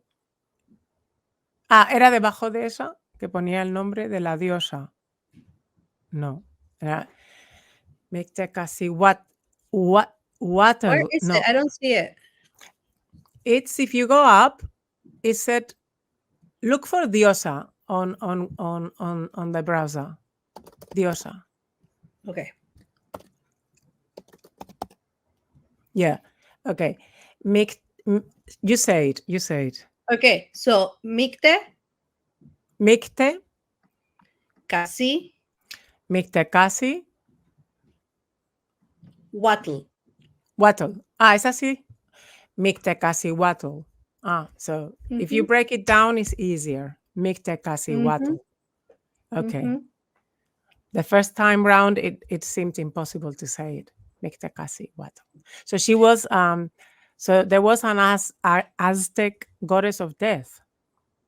Well, it's one of the beliefs, like all of these Aztec history, mythology, a lot of it is information that archaeologists and anthropologists have deciphered for us. It is believed, some people believe that this image could be linked to the cult, these like homage that Aztec people pay, to the god Mictecacihuatl. God or goddess? Because the Aztec goddess, god or goddess, yes, because they really they had a goddess just for death, a goddess for earth, for life. So because they had these multiple deities, once we had this new influx of Christianity and Catholicism, all of these old ideologies and They were beliefs actually forbidden. They were forbidden, a Forbidden. lot of, in fact, a lot of the, they preserve their culture in their own books, but all of those books were destroyed. Some of the books that have survived is because they were taken to other parts of the world, and they are in other parts of the world in museums. Also, the same conquistadors, like some of the fries, some of the people that came as missionaries to Mexico, documented themselves what they were seeing. Wow. So it is from those codices, from that documentation, that we know more about our culture, because That's right. our own documents were destroyed. So there's a lot of speculation, and the archaeology and the anthropology work being done in Mexico continues to our present day, to continue to understand our culture and history. And also the way, I mean, that image that I presented, as you know, it's mine, and I did it. That was the result of that wonderful, workshop with Marlon. And basically, I think that the work that you are doing, allowing other people, even from other countries, to kind of reinterpret, and bringing to life again some of the issues and some of the images and the imagery. It just gives another dimension, right? So it makes people interested, and the more interest that there is, the more research and study there will be as well. And I'm really looking forward to that talk with your with this expert that is coming to the residence, this historian. Alma, Yes. you didn't sign up for this, did you? A 3-hour marathon. No worries, it's all good. I am more than happy, and I'm very grateful for you also, making this space. I always am in the move. I'm always doing things, and I also appreciate when I have the opportunity to stop, kind of like take a step back and recollect and share what I'm doing. And this is just a fraction of this is the a work fraction, but I'm gonna break it up a little bit. For the workshop, there will be some a lot of the stuff, but this cat wants to get electrocuted because he's hungry. And I'm just so hugely grateful. And then I'm gonna make everything available so that we can have it on your YouTube or my YouTube. And basically, I think that what you do for the space is incredibly useful. Or the work that you do around identity. I actually wanted to do this part of the workshop myself, but I don't know why I have trouble with that, with filter. And I told the filter people as well. I don't know what I must have done something to my Windows, and it doesn't. It's not very happy with filter, for some reason. Have you But basically, downloaded this is the app. Yeah, I've downloaded it and I've done everything they've told me to do. Eventually, they said, okay, it is a bug that you have, like your own personal bug. And, we don't know exactly what it is. Wait until the next upgrade. And I'm like, okay, fair enough. I mean, I have another Windows computer. I should try on it. But this is a brilliant stuff. This F stands for filter, FILTA. And it's really cool. Yes, you can get filters for free, or you can upload your own filters. Yes, and all of these filters are actually NFTs, which is pretty cool. Yes, which is amazing. So I'll show you the one that I'm wearing is here. I'm going to click on Mictlantecutli, because this is a filter that Mexicano did last year for Camino al Mictlán, to show us all of this. And he airdropped us 9, Wow. following this 9 number. he airdropped those 9 wearables, and this is one of them. So I'm gonna put it on. I just click on it, and there you have it. I have it on my face now. But That's hold how on a second. This is what I find absolutely crazy, right? I mean, this app connects to your camera, maps your face. It knows exactly where your eyes are, and it just moves with you. Right, and it plays the animation live. It is absolutely mad. And I'll go through the ones that I have in here. So you click have on- those because you downloaded them to your wallet. Yeah, so you can download them through your wallet, or you don't have to connect your wallet. You can get them without a wallet. It just recognizes your camera. It recognizes your camera. Yeah, because for some situation, a strange situation, it doesn't recognize my camera. And I tried a different camera and it didn't do it either, which is a pity. But this is amazing. I mean, oh my God, that's scary. Tell me something. Why do you think I mean, I know some people are really into makeup. I love that one. I'm just gonna go through them. This is really crazy. And there is this video that I'm gonna give a link of that shows you how you can create your own filter easily. Yeah, that is huge. That's amazing. Well, this is the future, like right now we are just in the beginning of seeing this technology applied to our everyday life. Mm-hmm. But there's a big movement of AR fashion wear. Yes. This fashion, they call it, what do they call it? They don't call it digital fashion. What do they call it? I don't know. I think they call it digital fashion. Digital fashion? Okay. It is huge. It's Huge. augmented reality fashion. I mean, it's definitely, I feel like this definitely is going to be one of the factors that brings this technology to the masses, through fashion and through big celebrity names.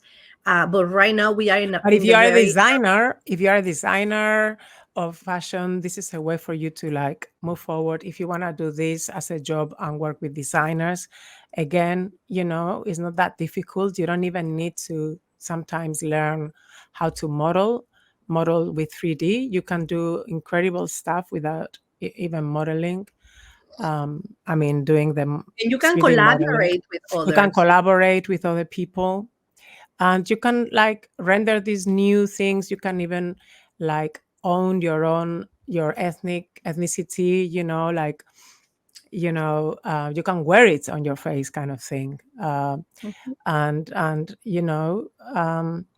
it has a lot to do with like reclaiming your identity as well, because it's a way of like, we don't always have to introduce ourselves. This is who we are, blah, blah, blah, blah, You can just wear it on your face.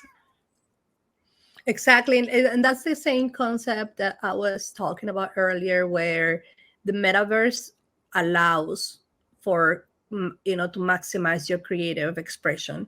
You can be any gender, an animal, an object. You can be anything that you identify with.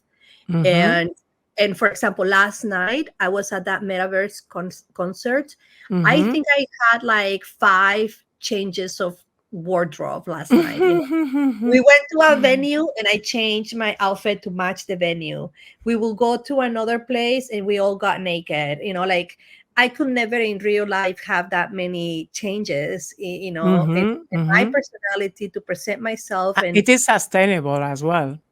Right. And like going in and out of identities, it's really cool. I mean, obviously I'm very biased again for all of this, but I'd recommend, anyone that is looking for different outlets of expression, experimentation, definitely be on the lookout for what we have going on. I say always the best way to know what is happening is follow me on Twitter. turn on your notifications. I always share things on Twitter. I always invite people to participate. No, you and are nothing definitely that I do. someone, to look out for, because yes, I mean, you spread out a lot of information. Thank Un you beso muy grande, y también de Gatito. Mira, Gatito dice, Oh, un besito. let me send you a kiss from Eduardo. He's saying, give me some sardines. Goodbye. Goodbye. Bye, Iguanardo. ¿Eh? Eduardo. Iguardo. Adiós, Iguardo. Bye. Chao, chao. Thank you so Muchas much, gracias. Paloma. I appreciate Muchas it. gracias. Everyone, have a good night or good evening, good morning. Bye-bye. Bye. Ciao. Thank you. Bye.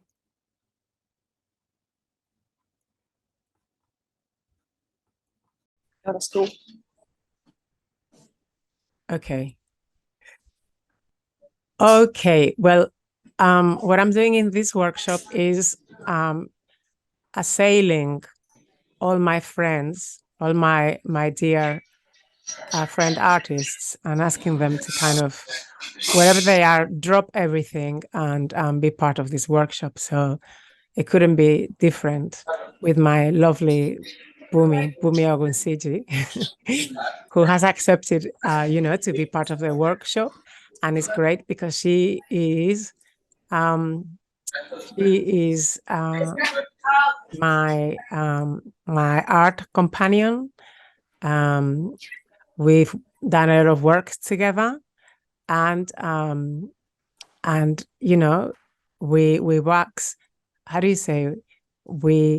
There's this expression you wax use. Lyrical. We wax or lyrical. Wax creative. Wax Yes. creative or lyrical. Yeah. Absolutely.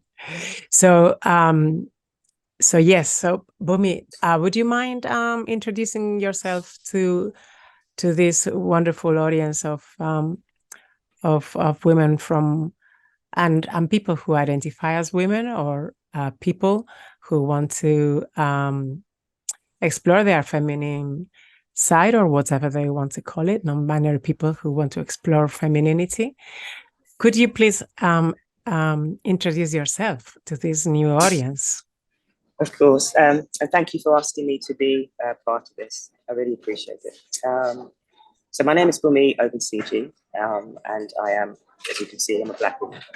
I'm a creative artist. I'm a creative facilitator as well. So I do a lot of work with groups in the community, with vulnerable people. My main medium, or the medium that I work in, is writing. So I work with words, I write short stories, I write poetry, and I'm presently sort of exploring the medium of poetry film. So exploring the kind of fusion between poetry and visuals. Yes, and you are a Londoner. I'm based in South London. Yeah, I'm based in South London. I'm also a carer, so that's an integral part of my identity, and it informs my work presently. Absolutely, as it does mine, as you well know. And also, there's this thing about women taking care of women. Women are usually, not that it has to be, but the ones in the family that do the caregiving.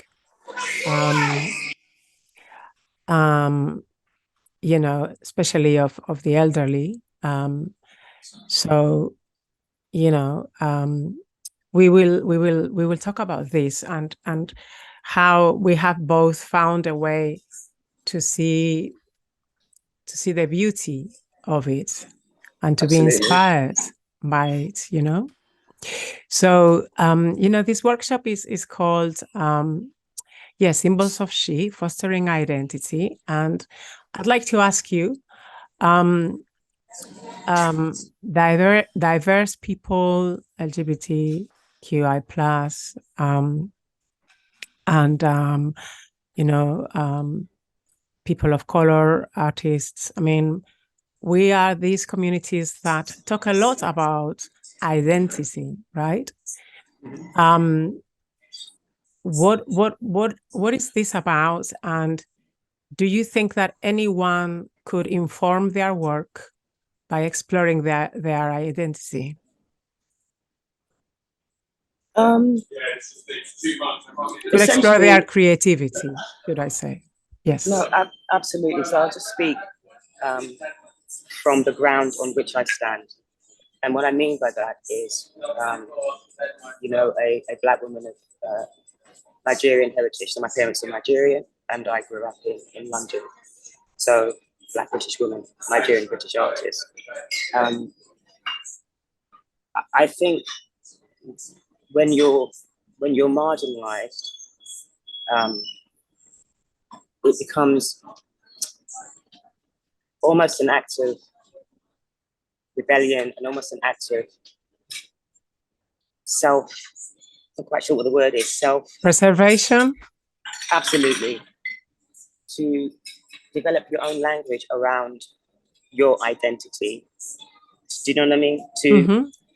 And I know that for me, like my identity and the very kind of troublesome intersection that is my identity, which is Black, which is woman, and also which is older Black woman, because I think age is also an important, integral sort of facet of my identity, and it's something that I'm exploring a lot more now as I get older. And certainly with my mum as an elderly Nigerian woman with a disability, that again is a very kind of troublesome and little explored intersection. And it's that intersection that I'm kind of currently exploring in my work. So I think as a member of a marginalized group, or when you're kind of, it's not that you're marginal, you're marginalized. That there's often a kind of history of other people defining you, telling you what you are, telling you what you're not, and so it becomes incredibly, profoundly important to find your own way of naming yourself. And it makes me think of the lesbian writer Audre Lorde. One of the first books I read when I left school in a search for Black women writers was Zambian spelling of my name. And I know that was very much about her identity as a Black lesbian. And still, it spoke to me as a young couple in search of my name, my real name. I don't know if that's answered your question. I think I'm kind of rambling. No, not at all. I mean, you know, it's also obvious to us. I mean, I enjoyed your reflections because, I mean, it makes me clarify mine, absolutely. But it's very obvious to us. We have this method, as it were, but, you know, to some people, art is, you know, might not be about their identity, right? And also, I would like to say that in terms of being indigenous from somewhere, I mean, everybody is indigenous from some place. They have their tribe, their communities.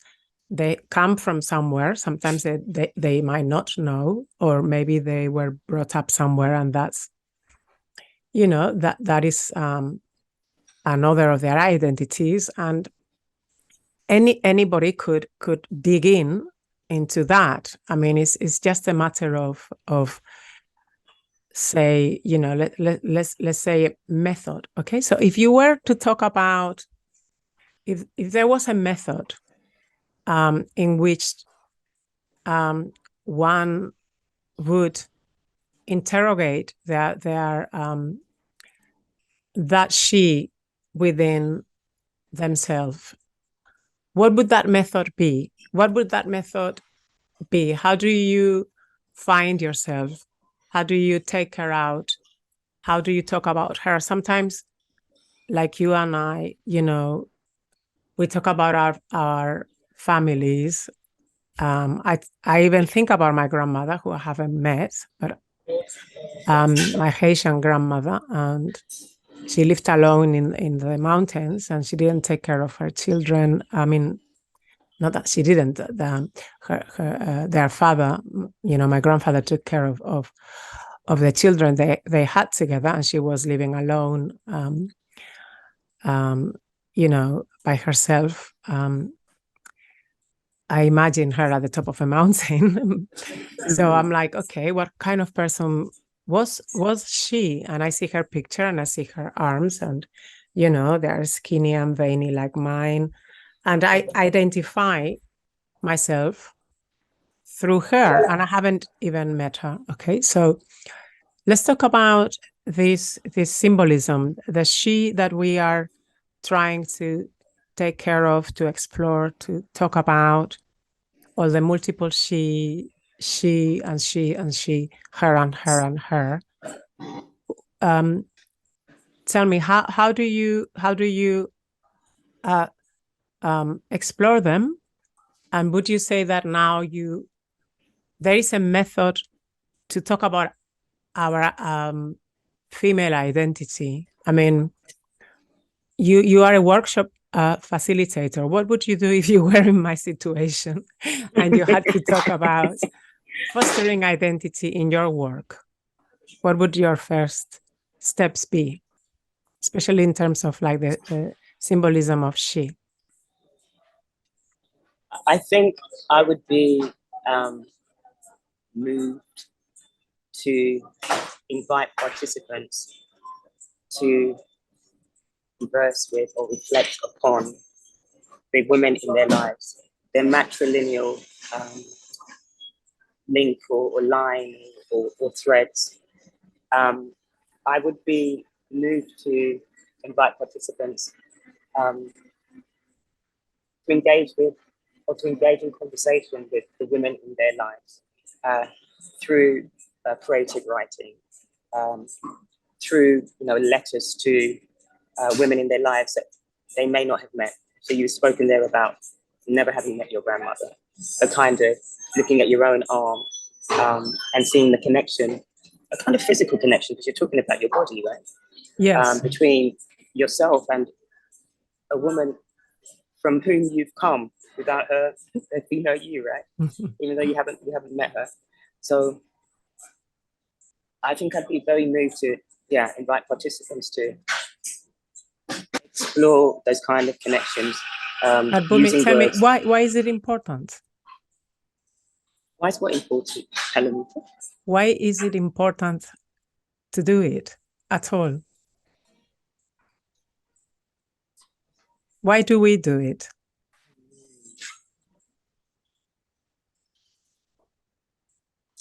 I think for me, I'm going to ask that question from a personal place and just talk a little bit about like my journey and my process.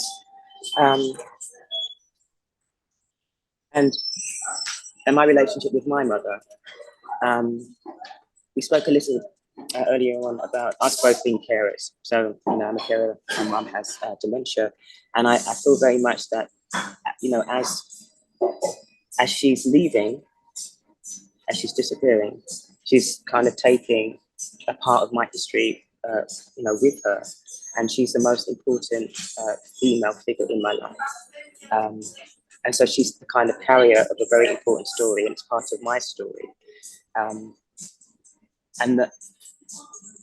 the more I kind of research that story through photographs, through looking at like objects that are connected to her story.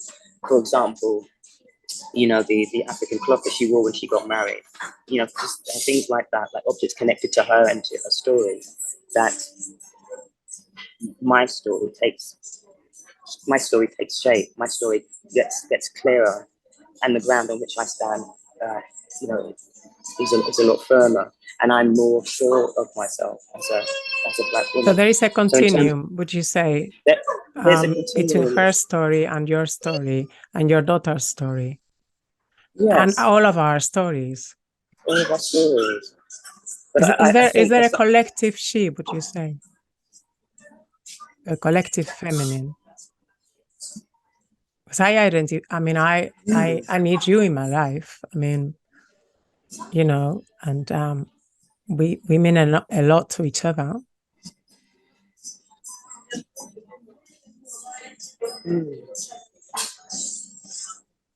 So I'm pondering. I'm pondering on that. do that, and in the meanwhile, I'm going to get to. Okay, I've got Rita's room here, but I don't know if you wanna. Do you wanna talk about? Did you? Sorry, you were finishing your point, and I interrupted you. No, I'll come back to that. I've made a note of collective feminine. Okay. But please ask me what you wanna. Yeah, tell me. Shall I play Rita's poem first? Or do you Sure. want to talk about it a little bit with regards Let's hear to this conversation?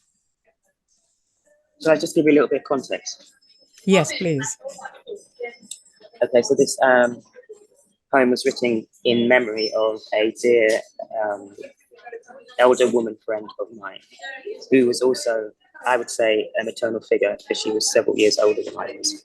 And she herself had dementia and passed away with dementia. And so this poem is really about kind of honoring her. And the poem kind of references her body. And hopefully, honors that. So in a nutshell, that's what the poem is about, and it's about going to visit her. I think a few hours, a few days, perhaps even one day just before she passed. Shall I go on? Shall I continue? Yes, please. Yes, please. Go on. Just visiting her one day before she passed, and walking into her room and not really being aware that she was at that point, end of life. And walking into her room, and it was a very sacred, a very special, though incredibly poignant moment. Mm-hmm. In that it was just me and her, and it was almost like I was having a conversation with her breath. So the poem is in honor of her. So let's watch it. I'm going to share it.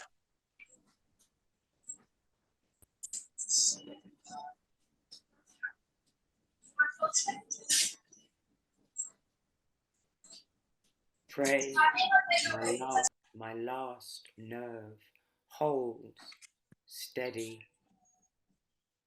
as I take a whispering wiry cloud of afro, winter lashes, those wry and toothless proverbs, place them here at the foot of her dreaming, with obi obata, ori, eko, and efun, cola nut, shea butter, pap, and chalk. Pray my last nerve holds steady. Now her life's slight light is this fragile offering of white gold. Now her ending has ended, and my sadness, gladness, weighs as heavy as the white hen in the pocket of my breasted Zara coat. Pray my last nerve holds steady, and my patience doesn't spoil. Now someone missing again, in the corridor again, comes uninvited again, to ask me again if I know the way home again, to her mother. Pray my last nerve holds steady, or Batala. Now I fill the hollow she is with coconut milk, silky cascarilla, clean griot gums with cowlin clay, lean into her leaving to tell her something she already knows. Pray my last nerve holds steady, or Batala. Pray you come like the light snow brings. Now Orisha drums beat your name through ashy skin they had no patience for here. Now her chalky bones are healing flax and yarn, the love she gave, this purifying, woody, scented swirl, her no longer needed flesh, fresh, wise, white, wrinkled linen. Now I hide white pumpkin, white melon, a joke she once told me, deep in the folds of her airborne memory, a little laughter for the journey. Pray my last nerve holds steady, or battler. Now footsteps come, and a carer by the window tells me it's time to go. So I talk of useless things I have already forgotten. So she won't hear my beloved's name as the tinkering, lingering song of cowrie shells under her feet, or notice the hallowed grace of white orchid rain, the kindness of doves where failing breath should be, winged sheets on an empty bed, a room becoming sky, this room becomes sky as she closes the curtains.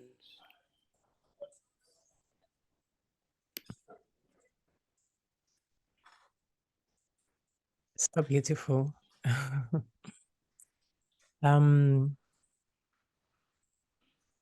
So there is this need we have to hold on to the memory, right? The memory of this person, and to keep on feeling them, keep on, you know, touching them, keep on visualizing them, because, but what happens when, you know, the person is there with us, but the mind, you know, has been ravaged by this illness, dementia. We still feel, right, that there is a very strong connection. And tell me about it. What has it meant for you, and your sister and your daughter, to be caregivers of your mom at this point? And what kind of relationship do you have? It's a different relationship, and you're gonna have different memories, which you will no doubt, you know, hold on to. So tell me about she. Let's talk about your. Let's talk about these projects. You know, Boom Booms. There was this Quiet at God's Table. Tell me a little bit about these projects, and who are you? Are you the baby? Oh no. No, you're the No, one on the no. right. Yeah, I'm the one on the right. And that's Oh, wow. next to me is my younger sister. That's right. And then, Okay. yeah. Okay. My other sister and my brother. Yes. So Bunmi, talk to me about these projects, but talk to me a little bit about what we were saying, you know, the the new memories that you are putting together with your mom, with this new she, right? Because there are things about her that you are discovering completely from fresh. I think at the beginning of our conversation, you spoke about collateral beauty. You mentioned collateral beauty, which is often not spoken about in sort of, you know, the context or the country of dementia.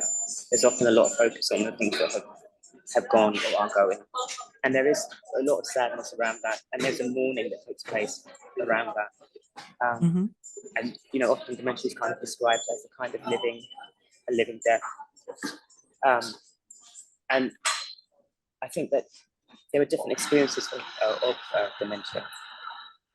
And what I found quite fascinating about our experience of dementia, I can only speak for myself. My sister will have a different experience because she's a primary carer, and she has an incredibly close relationship with my mum, has always had a very close relationship with my mum. And so therefore my mum's dementia has been probably impacted her, you know, in a different way, in a different way, maybe even in a more painful way. But I think for me, because dementia, it forces you to be in the moment with that person. You're in the moment with that person. And so for me, it's meant that I've kind of been reintroduced to my mum, and not necessarily as a mum, because she's no longer able to be, do you know what I mean? She's no longer able to mother or do the things that we expect mothers to do. I can't go to her for advice. You know, I can't say, Mum, I need a hug. I can't say, I've got this issue, you know. My mum was incredibly insightful and wise. I can't go to her for that. But what I can do is sit with her and be with her and hold her hand and trace the line of her wrinkles, all of that, and dance with her and laugh with her, and be quiet with her and sing with her. So in that sense, the process of caring for my mum has been very much about being reintroduced to this woman, not just as my mum, but this woman. And I found that to be an incredibly, it's quite difficult having this conversation in a car. It's really, really hard because it's kind of, I know. No, it's quite hard, but yeah. So I've been kind of reintroduced to my mother as a woman and reintroduced to her name, and I see and experience her stubbornness, and the child in her, and the warrior in her. So tell me a little bit. Tell me a bit about why do you identify with, you know, like we were saying, with being you know, a carer? You mean, why is that an important part of my identity? Yeah. Why? I'm trying to get your mom's picture. Sure. Because I think as a carer, it becomes central to your identity. I'd like to speak for a minute about my sister. I'm reminded again and again and again and again just how important the work, how important the work of a carer is, and how much of themselves they give over to their caring role, and how it begins to define them, because it's very, very difficult to have a life, you know, apart from that. I'm a secondary carer, so I'm invisible in a different sense. But it becomes very much about who you are. So for me as a secondary carer, as a writer, you know, 2 or 3 years ago, I wasn't writing about dementia. I wasn't writing about disability. I wasn't exploring my relationship with my mother. I wasn't looking at my colonial history, or wanting to necessarily. I didn't feel that kind of urgent just a year ago, right? And now your work is different in that sense. Yeah. So she was diagnosed in 2015, but as you know, dementia is a journey, and the longer you're on your journey, the less of the person that you knew is there. There's less and less of the person that you knew. And so I'd say in the last sort of maybe 2.5 years, my caring responsibilities have increased. And so what I've noticed in terms of my work is that my mum is a very, very, very strong presence in my work. And that kind of need to explore that troublesome intersection that I spoke about, you know, Black woman, older woman, and in my mum's case, Black woman, older, with a disability, is at the center of, you know, the pieces that I'm writing now, and the poetry film, you know, that I'm working on, and the poems that I'm, you know, developing. Yeah.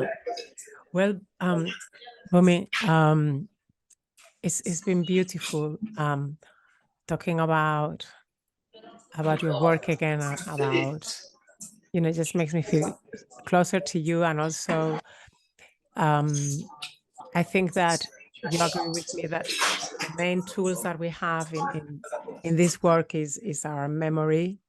We, you know, we try to gather as much information as possible. And our questions. Yes. Our questions and our curiosity. Yes. Memory, imagination, but the questions, like I have questions about my own story, my mum's story, her beginning, her relationship with her own mother. And then that goes on to generate more questions that I have about my relationship with my daughter. So there's this, a kind of looking ahead and a looking back. We have less than a minute left. Oh, wow. I'm gonna really, post, really I'm so quickly. sorry. I'm gonna post the recording, and I send you a big, massive kiss. Bye, darling. And we have to talk about your work in the future very, very soon. As you can tell, I have a very special relationship with Bunmi. We've worked together for many years.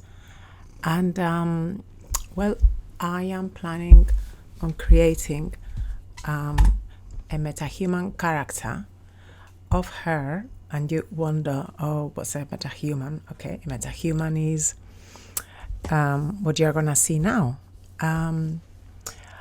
Pay attention. The soldiers, scholars, eye, tongue, sword, the expectancy and rose of the fair state, the glass of fashion and the mould of form. The observed of all observers, quite down, and I, of ladies most deject and wretched.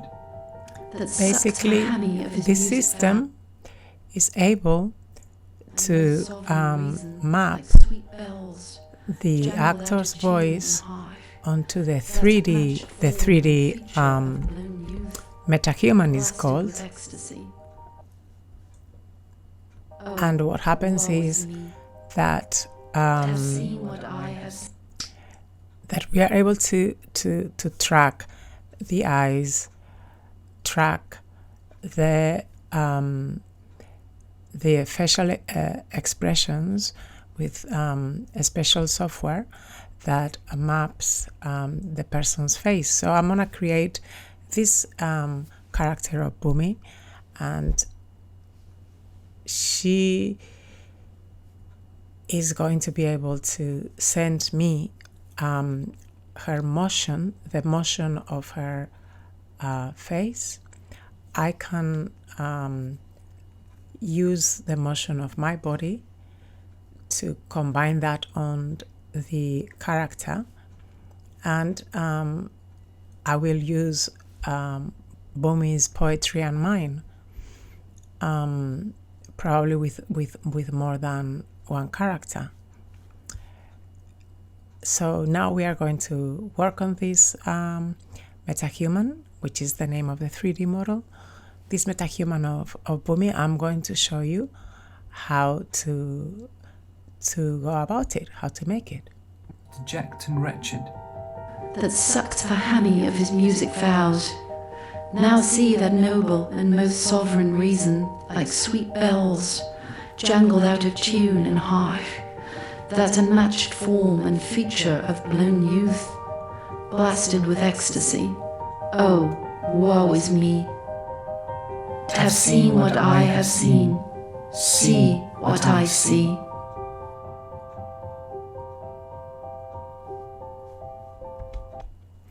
And this is a video that has been made by an artist, filmmaker from the Philippines.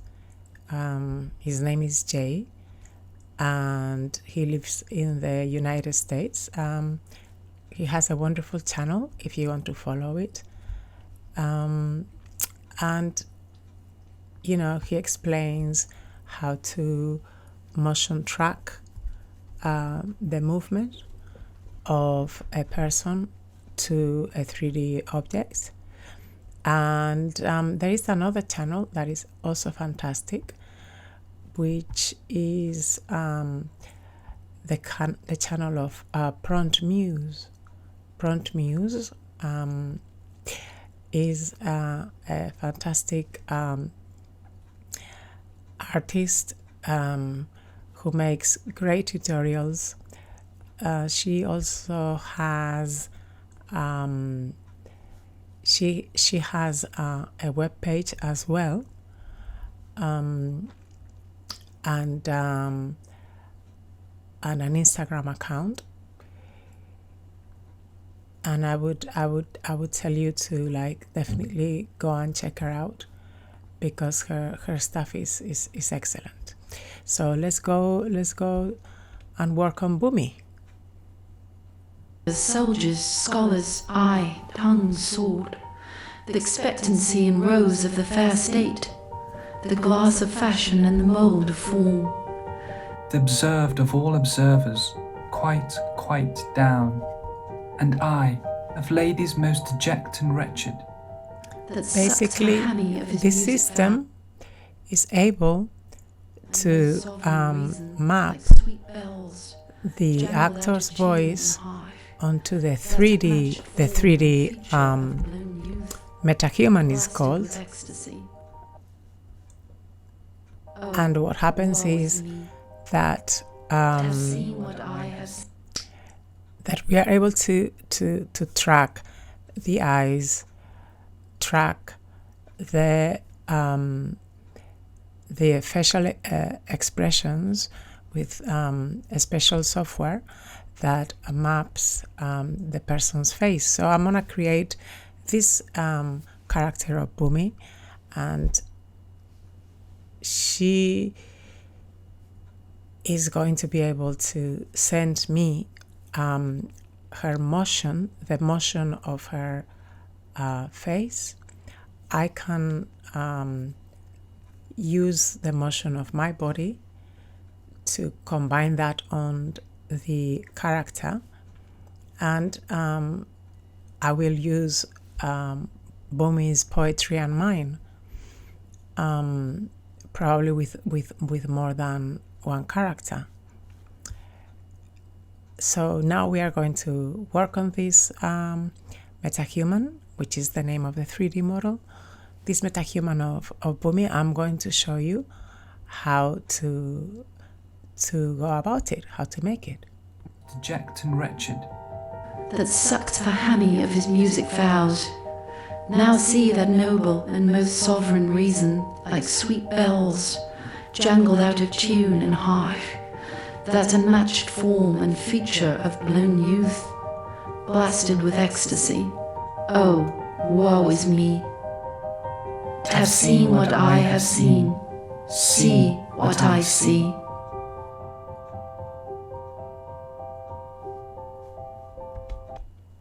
And this is a video that has been made by an artist, filmmaker from the Philippines.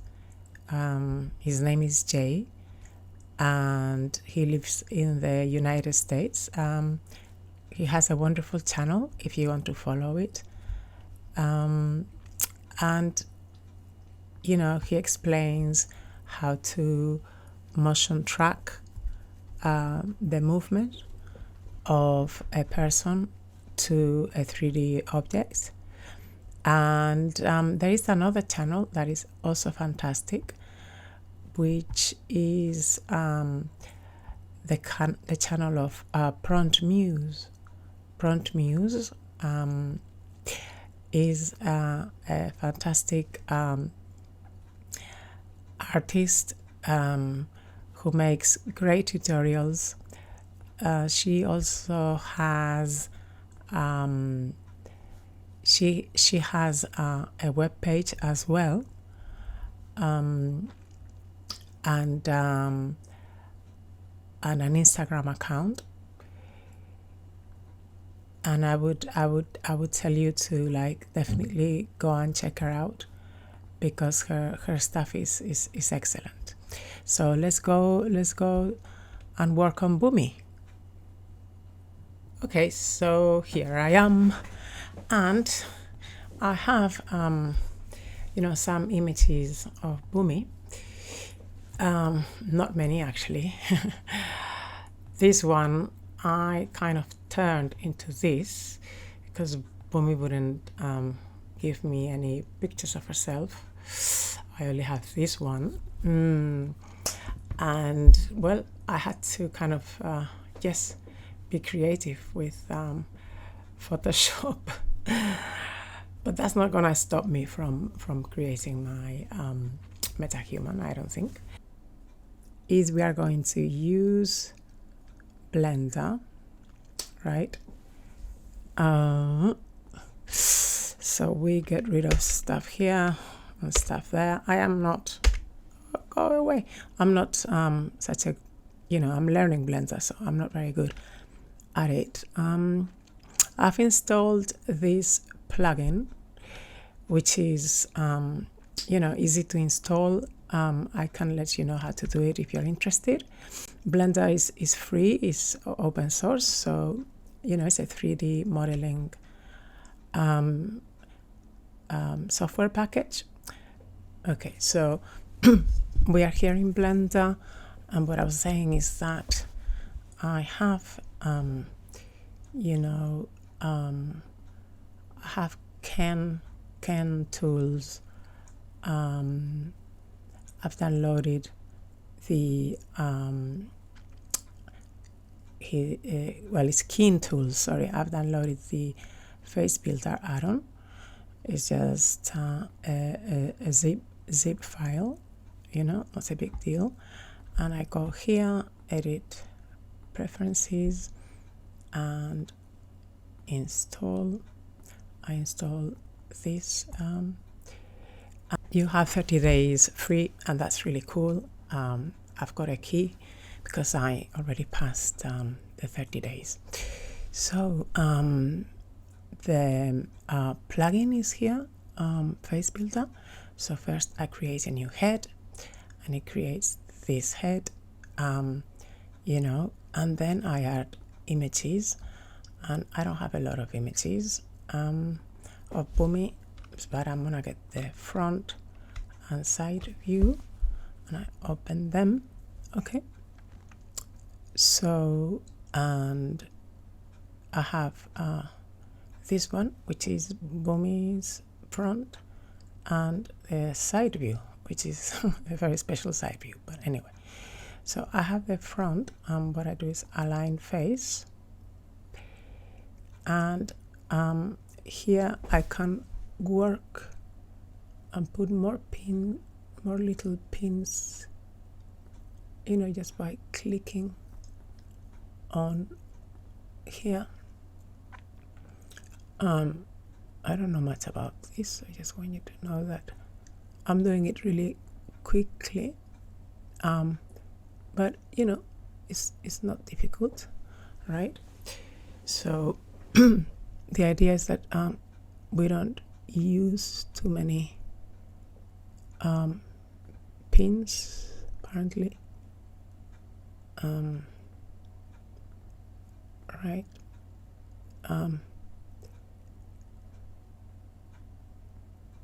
We create this ear for Bunmi. She's gonna have to forgive me. I'm just showing you that it's not a big deal. Okay. Oh gosh, this is also part of her ear. Okay, something weird is gonna happen, but hopefully, I always think, the software is gonna understand and stuff. The software doesn't understand a thing. I've done this before and it kind of worked, so that's why I'm not panicking. Right. What did I do?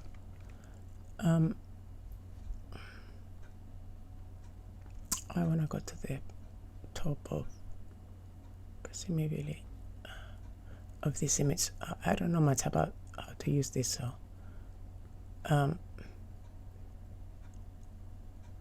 Okay. More or less, I know that my dear Bunmi has this very specific eyebrows, and at least I'm gonna work on them. You know,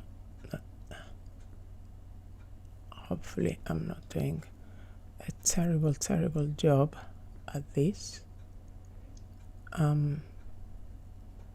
Seems that the nose is okay. The lips, maybe. Why am I adding so many of this? I don't know. Okay, and then there is also this bit. Okay. I would need really good pictures, but these ones I just took from, yeah. I'm not gonna change the neck, although well, yeah, I'll change the neck a bit. The perspective is everything.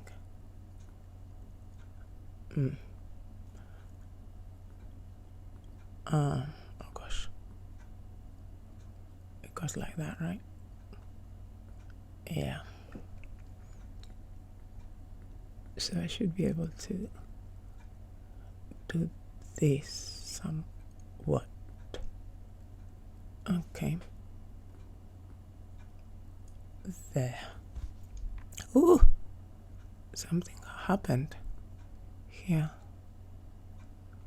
Okay. Sorry.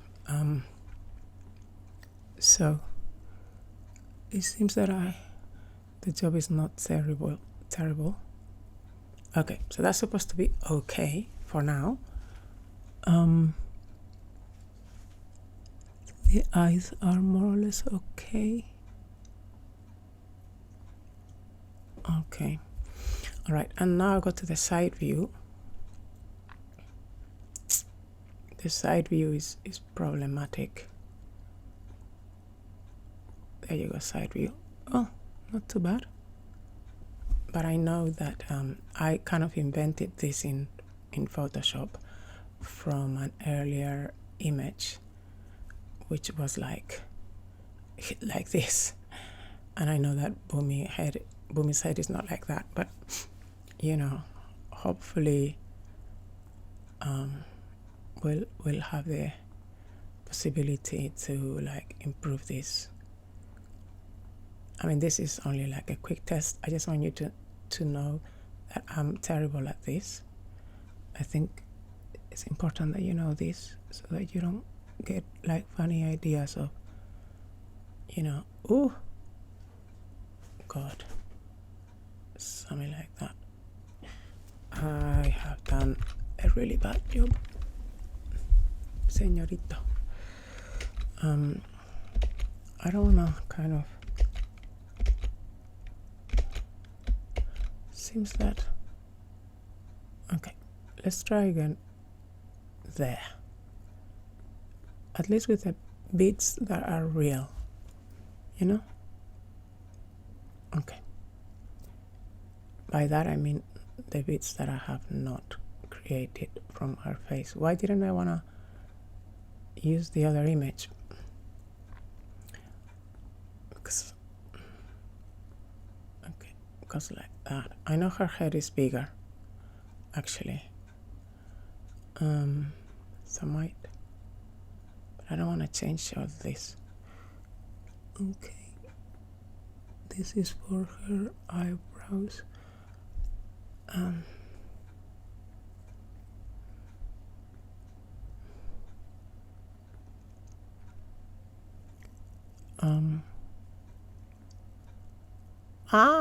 No. Okay. Well, I'm gonna leave it for now, but I think if I pull this out, I think it's better to have a proper image, right? Okay, so now that this is done, I exit bin mode, and we do have a somewhat, you know, poor Bunmi. She got a weird part of her head. But I'm not very good at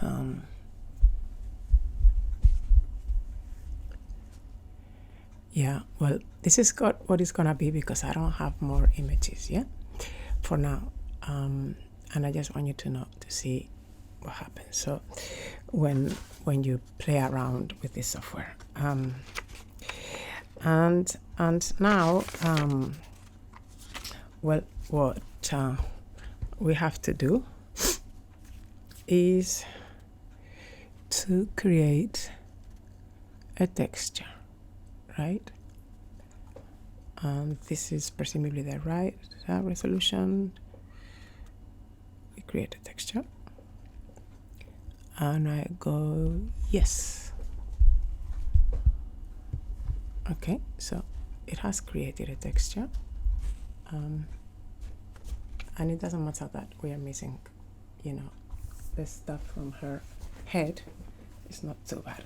Oops, because I know that this is gonna, MetaHuman is going to be very kind with us, you know. So this is the texture, and now what we are going to do is to export the head, Bunmi's head. Okay, I'm gonna render files. No, I'm gonna do it in the desktop. Oh, it was here. Okay, this is Bunmi's head. Okay, we export the, and we are also going to export. Yeah, we're going to export the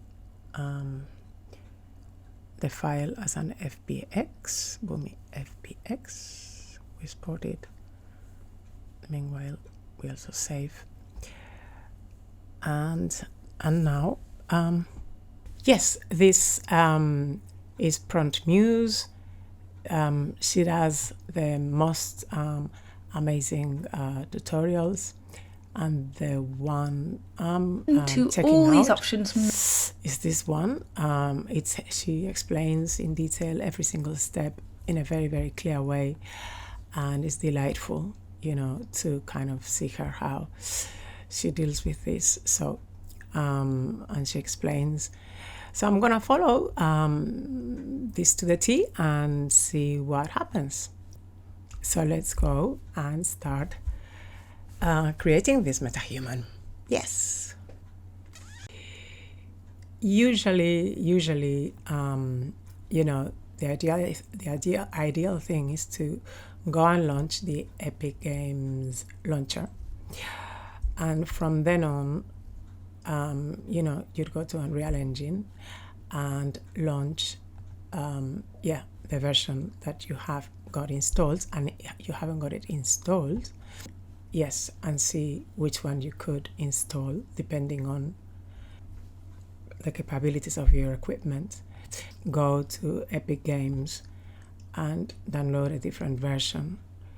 Have a look and see if you have, you know, if you're okay with this version, and then install it.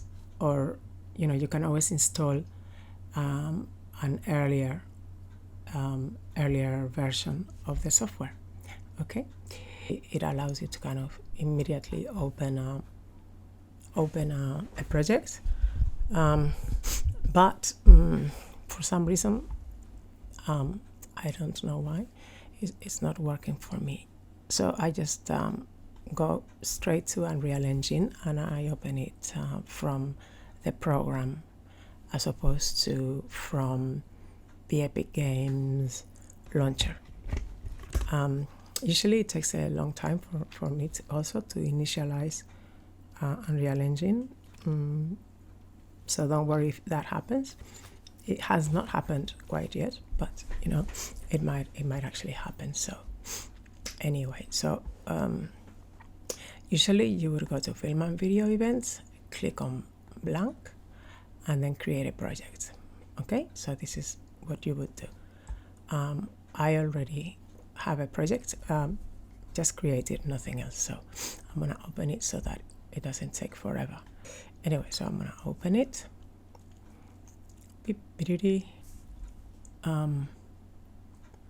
All right, this is where this is the bridge, and these are the metahumans, but I don't need it quite yet, so I'm just gonna minimize it. So this is what happens when you do, you just go ahead and get this sorted in this way, the way I told you. You know how you would start.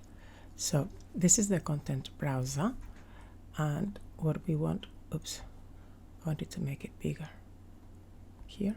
Yeah, so what we want is to start to import what we did with Bunmi's image, so which was to go to plugins and install metahumans. I thought I had installed them, but I don't know. Metahuman engine toolkit, is that the one?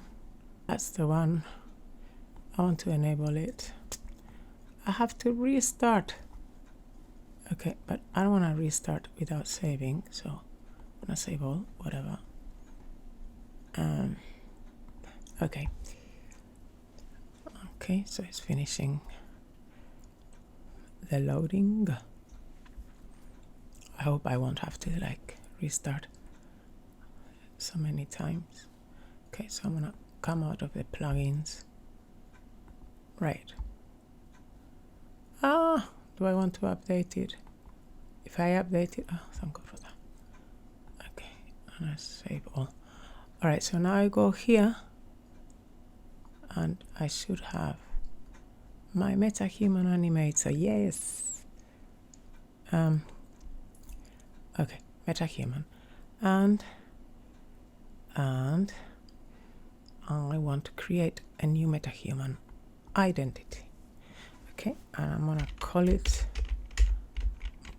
Bunmi. All right,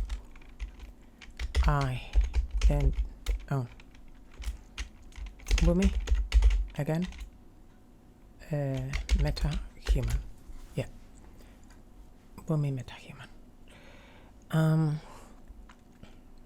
All right, and now I will try. Yeah, I'm gonna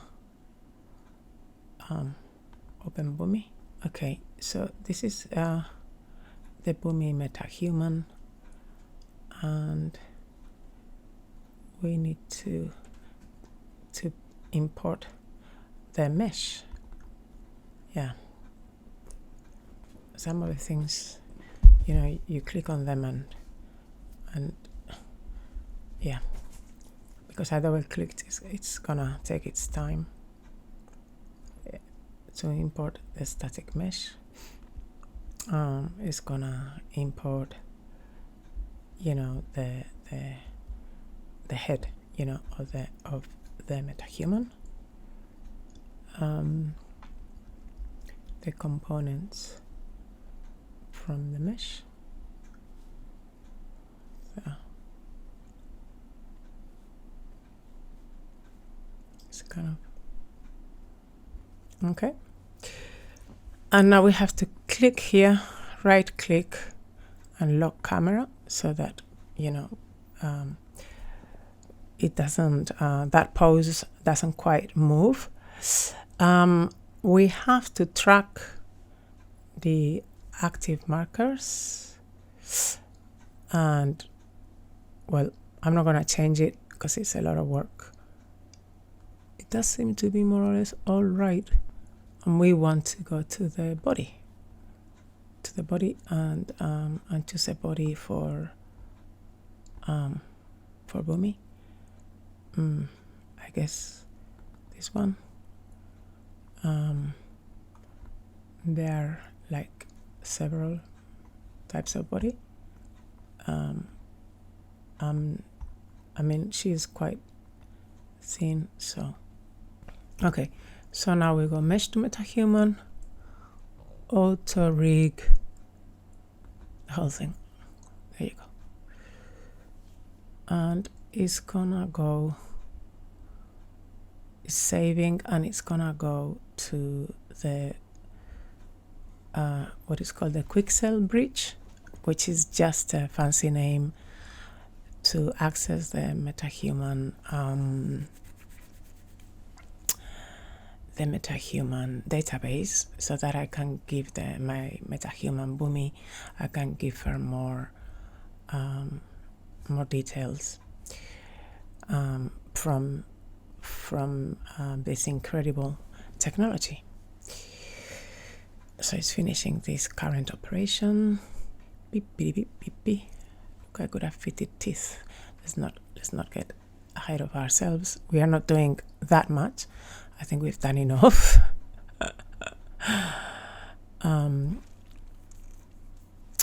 So skeletal mesh with an embedded mesh. Now in my content browser. Okay, excellent. And it's also available in Creator and Bridge. Brilliant. Check that the input face mesh uses units. Yeah, actually something has happened with the face. We know this already. Okay, so now that we've done this, besides saving, because I love saving, we can close this one,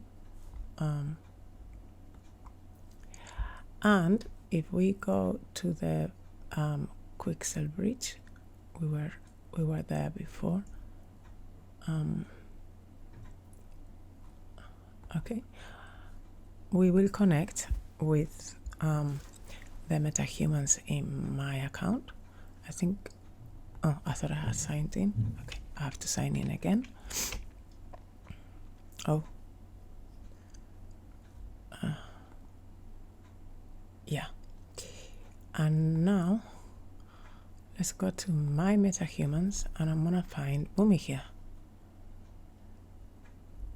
Yeah, actually this is Bunmi when I did Bunmi differently. Okay, this is the old Bunmi I made, but this is the Bunmi that I've been working on now. So I'm gonna start metahuman, the actual metahuman program, and launch the metahuman creator. Yes. Failed to retrieve. Okay, it's gonna take forever to get me a place. I hope not. Setting up my session. We only have an hour to play about on this metahuman creator. It's only gonna take us a few seconds. But yeah, it's gonna take a little bit of time. I can also compare the two metahumans. Leave the project because, well, I have an insane number of things here. Oh, look, this is our Bunmi. So we wanna edit Bunmi. We're gonna leave her idle.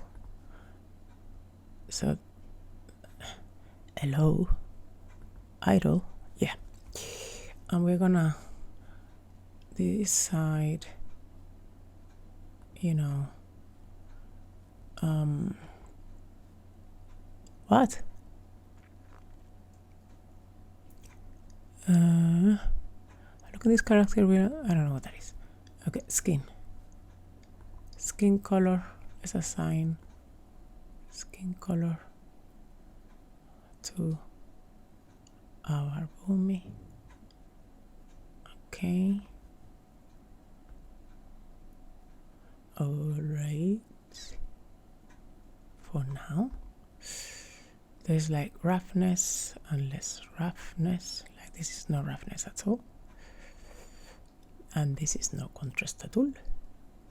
But we like contrast. Yeah. Do we want roughness? Not so much roughness. I mean, she doesn't really have freckles. Bunmi doesn't. She does have a bit of like not redness, but she does have a little bit of shadows under her eyes. They're not red exactly. I don't know why it says red.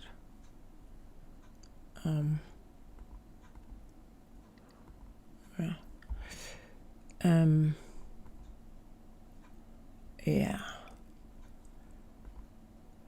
No freckles.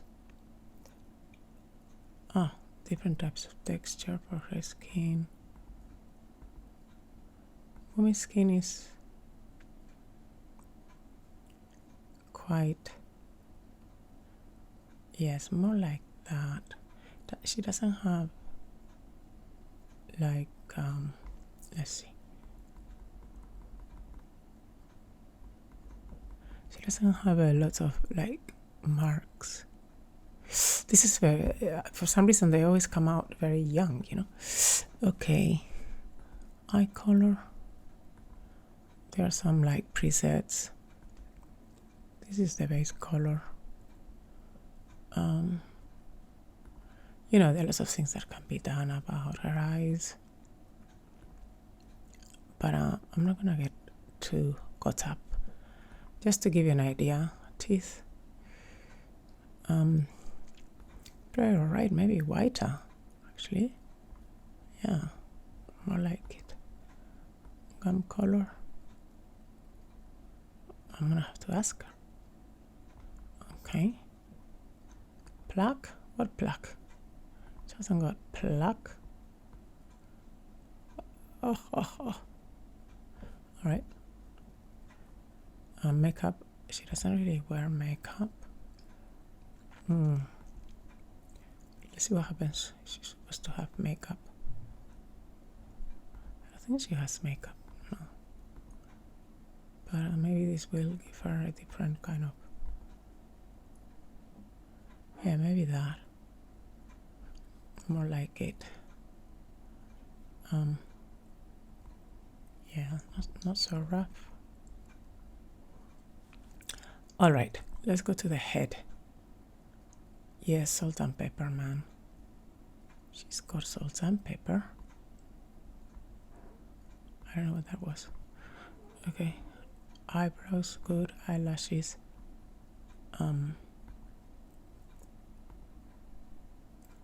Wow, interesting color eyelashes. What the hell? Okay. All right. Salt and pepper eyelashes. What's that about? Okay, eyebrows. No, not so much salt and pepper. Okay. The body is all right, but I wanted to do her hair. Her main hair. More womanly, you know. Okay. I really want to get her hair. She's tall, you know, so leave her like that for now.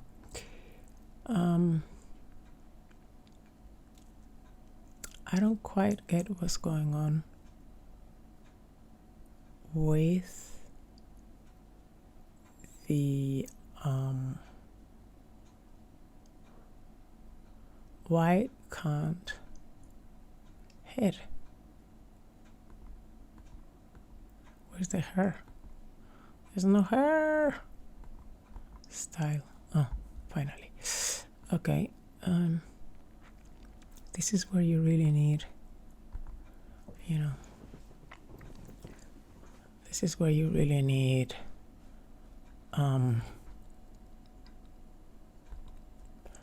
afro. No, I mean her hair is, I must have done something here. She's got a little tiny bit of gray, but hello. I never held die.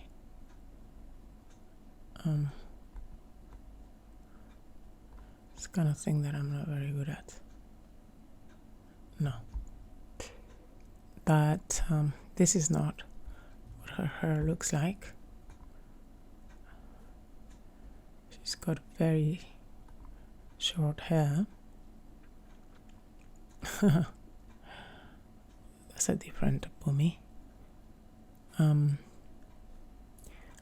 We need curly, long afro. Okay, this is a long afro, but what if I want a shorter afro?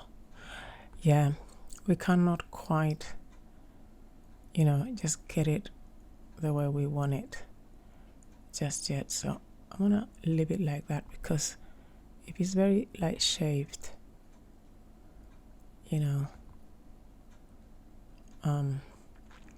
this is cool. I like that one.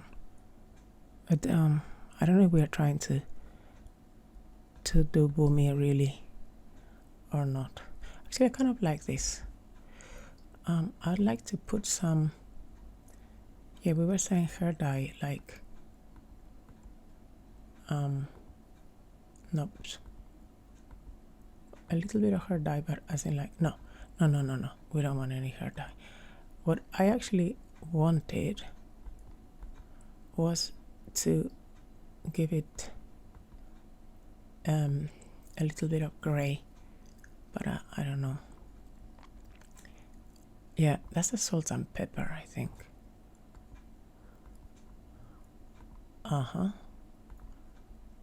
Yeah, that's the salt and pepper, the preset. Yeah, neutral. Let's not go wild. Yeah, the salt and pepper. It's got too much salt and pepper. Salt and pepper is like gray hair. She does have a little bit of gray hair. Actually, this is not her hair, but I couldn't get it shaved, so that's the kind of thing I'm gonna have to work on. So yeah, this is a different Bunmi. Oh, hello. What kind of Bunmi is this? This is a happy Bunmi. Hey. Anyway, this is kind of like playing a bit emotional. Oh my god. But okay. No. I mean, basically, all I wanted proportions. Yeah, all I wanted was to get Bunmi like some clothing, and for now, and create an object. Shoes. I like the shoes actually. Hey, I like them. Nice trainers. What kind of color is this? It's really strange. No, she's not into strong colors. I'm into strong colors, but she's a bit more like in that sense. Okay, make them more like white, yellowish. Why not? Okay. Oh, yeah. Her face is a little bit strange, but it's gonna be okay. So this is Bunmi. All the changes are saved.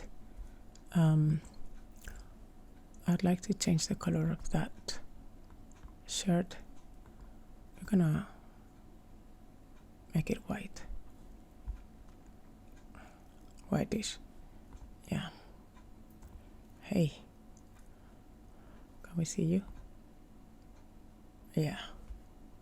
I don't know about the trainer. Make them whitish. Yeah, that's better. All right, so this is this is a different Bunmi, not exactly Bunmi, but it's gonna be okay. And I think that now I can go to my metahumans. Hopefully it's saved. And you're probably wondering why am I doing all of this? Well, I'm just creating a person. Look, Bunmi here, when I made Bunmi with the other metahuman creator, these are kind of like characters I made. It looks more like Bunmi. Yeah. This one, the hair is not quite right. Okay, I'm gonna go back and see what's going on with the hair.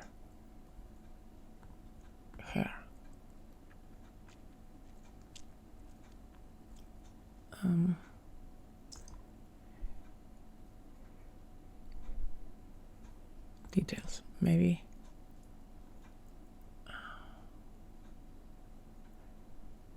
How can I make it shorter? I don't know.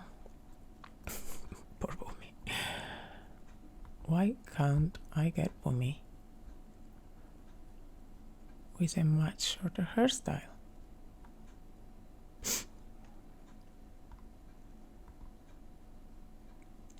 Yeah, well, you can see that she's got a really strange kind of, look. This is all rightish, but I mean, I know that her hair is not looking normal because I didn't use like pictures. Yes, that's what I was talking about. Okay, go back to metahumans. She would look much more normal, her hair would look different if I had taken like the right pictures and all of that. So I've done it, in this way. I have to say that this is more like Bunmi. This is the Bunmi I made with more images. So, but since so at the end of the day, the important thing is that, okay, if we've got this Bunmi with a strange head shape, what do we do with this? You probably wonder. Okay, so this is Bunmi, although it's a younger Bunmi, and you probably wonder, why have you bothered to do all of this? Well, I've bothered to do all of this because I am indeed going to work with this character. I'm gonna get Bunmi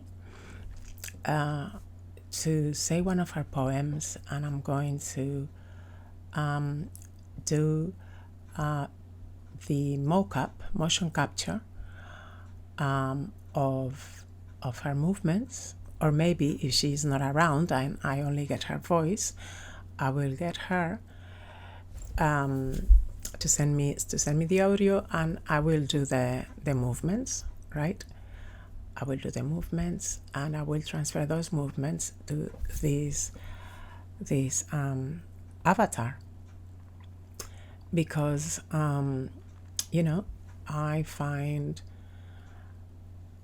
this kind of playfulness very exciting, and I'm very interested in working with characters in this way. So I will let you know how it goes. And as I said, motion capture of movements of dance onto virtual characters is a very exciting arena, and I'm looking to do more of this in the future. And if you are interested, I will be developing that sort of work, and I can also help you in the future when I am better at it. Okay, so we are coming to the end of the workshop, and this is where I try to, I don't know, to just give you some words of inspiration for the rest of your journey into your own identity. Well, I hope that everybody's words and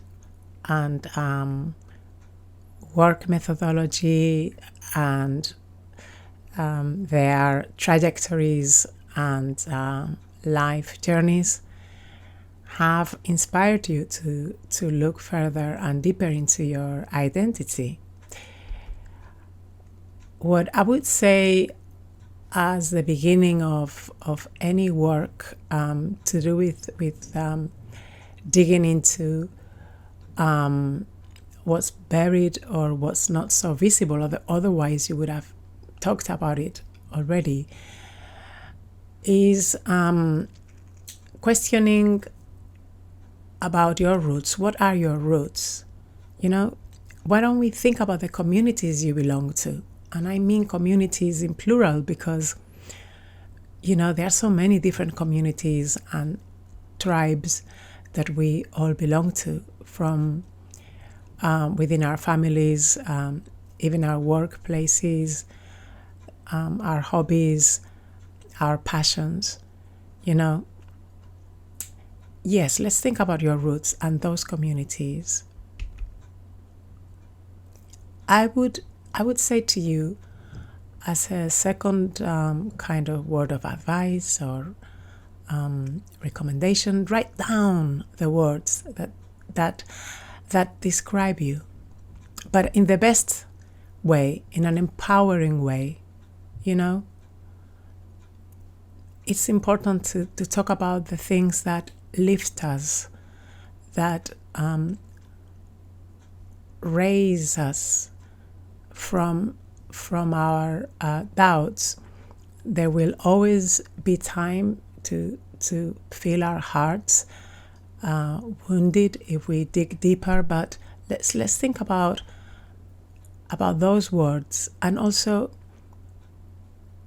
have you thought about who you share these qualities with? People in your circle, people from your past, people who your family has talked about. Karina is working with unknown authors, unknown subjects. Those photographs, she has to imagine her stories behind that.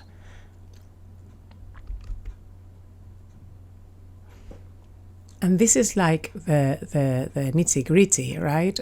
What are the issues that concern you the most? And most importantly, what do they have to do with you? Because if you care about the environment, that says a lot about you.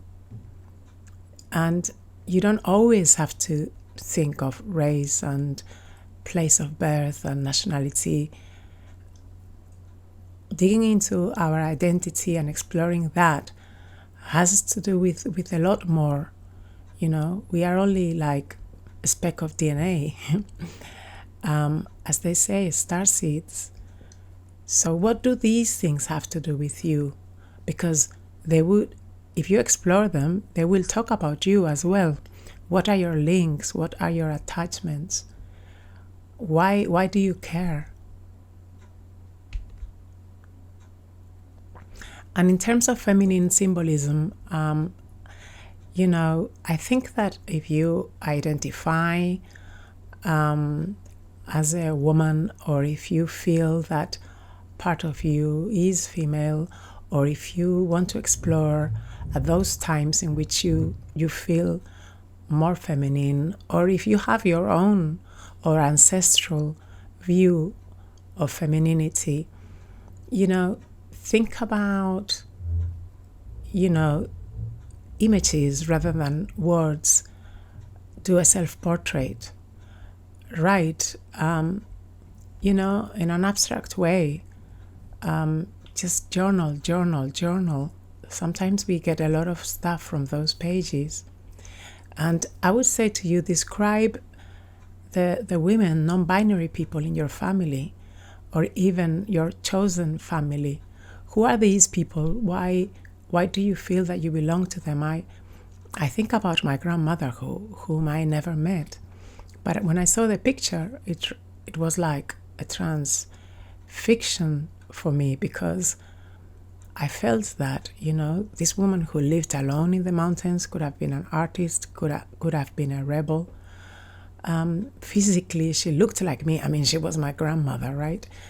But she lived in a complete different place, in another hemisphere even. And we never crossed paths. But she could be a symbol of my femininity, and also of what I appreciate about me that's more androgynous as a member from the LGBTQI plus community. Yeah, the herstory.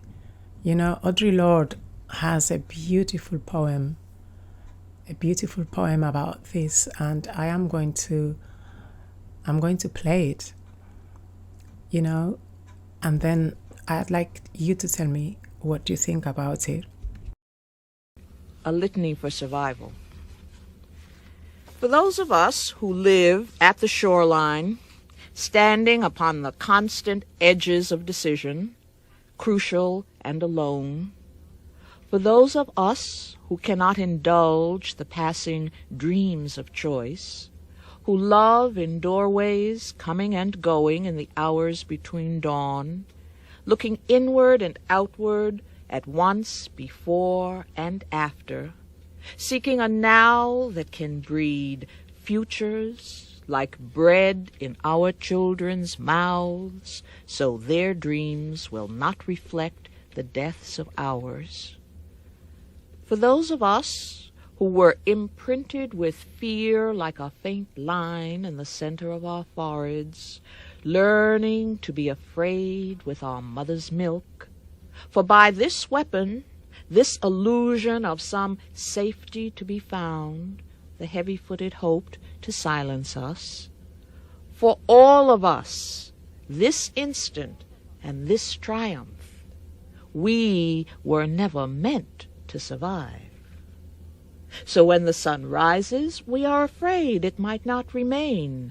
When the sun sets, we are afraid it might not rise in the morning. When our stomachs are full, we are afraid of indigestion. When our stomachs are empty, we are afraid we may never eat again. And when we are loved, we are afraid love will vanish. When we are alone, we are afraid love will never return. And when we speak, we are afraid our words will not be heard nor welcomed. But when we are silent, we are still afraid. So, it is better to speak, remembering we were never meant to survive. Yeah. Okay, all I can say is that if you weren't meant to survive, as you have survived in the shape and form that you have right now, thanks to your courage and your wounded body and your strength and your stubbornness, just go ahead, narrate. If no one has done it, if no one has told your history, you do it.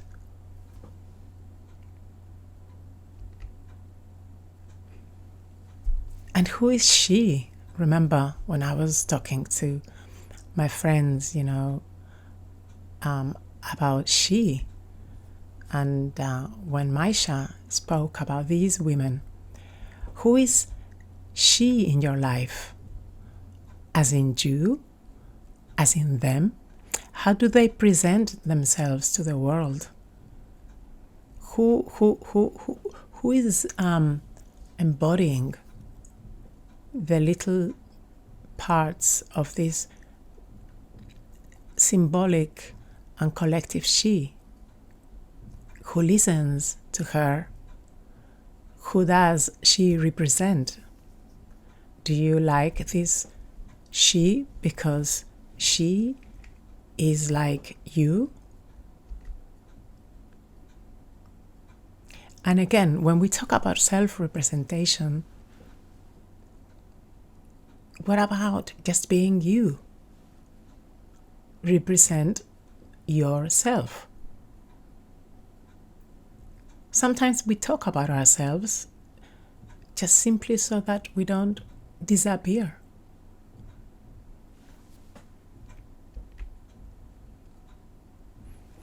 And as we were saying, all these identities that we have, at the end of the day, we have to identify as something to be physical in this world, to communicate to other people. But we could have not been part of any of those identities we now hold so dear and sometimes reject. So I would say, why don't you become playful with them? Just make them be the source of your artistic work. Just express yourself through them and change and evolve and go back. Go to the future, come to the past. And as I said, all this technology, it could be easier, it could be more difficult, but at the end of the day, just go on and do those tutorials, get angry with the computer, try again. It's all work in progress anyway. Give yourself time to learn the technology or write it down so you don't have to learn anything, just follow the steps. It's I think augmented reality and the metaverse and all those technologies, what they do is they give you the opportunity to play, to change, to fit yourself into different clothing for a while. We don't want to be so serious. We have a lot that we can be, and we don't need to be fixated with a certain technology and trying to master it. We can just, learn it the easy way. That's what the internet is about, and better than that, people around us, ask questions, give yourself time and see yourself and your work both in progress. And this is all I can say. I have lots of links about the work that we've been talking about all the various ways that these artists and so many more get together. I really wish you the best in this journey. I am here. I'm part of Ina DAO. I am also, as you know, the founder of Dao Ashé, and I will be very, very happy to hear from you. So just remember, ask, and it's a pleasure. I wish you the best. Bye now.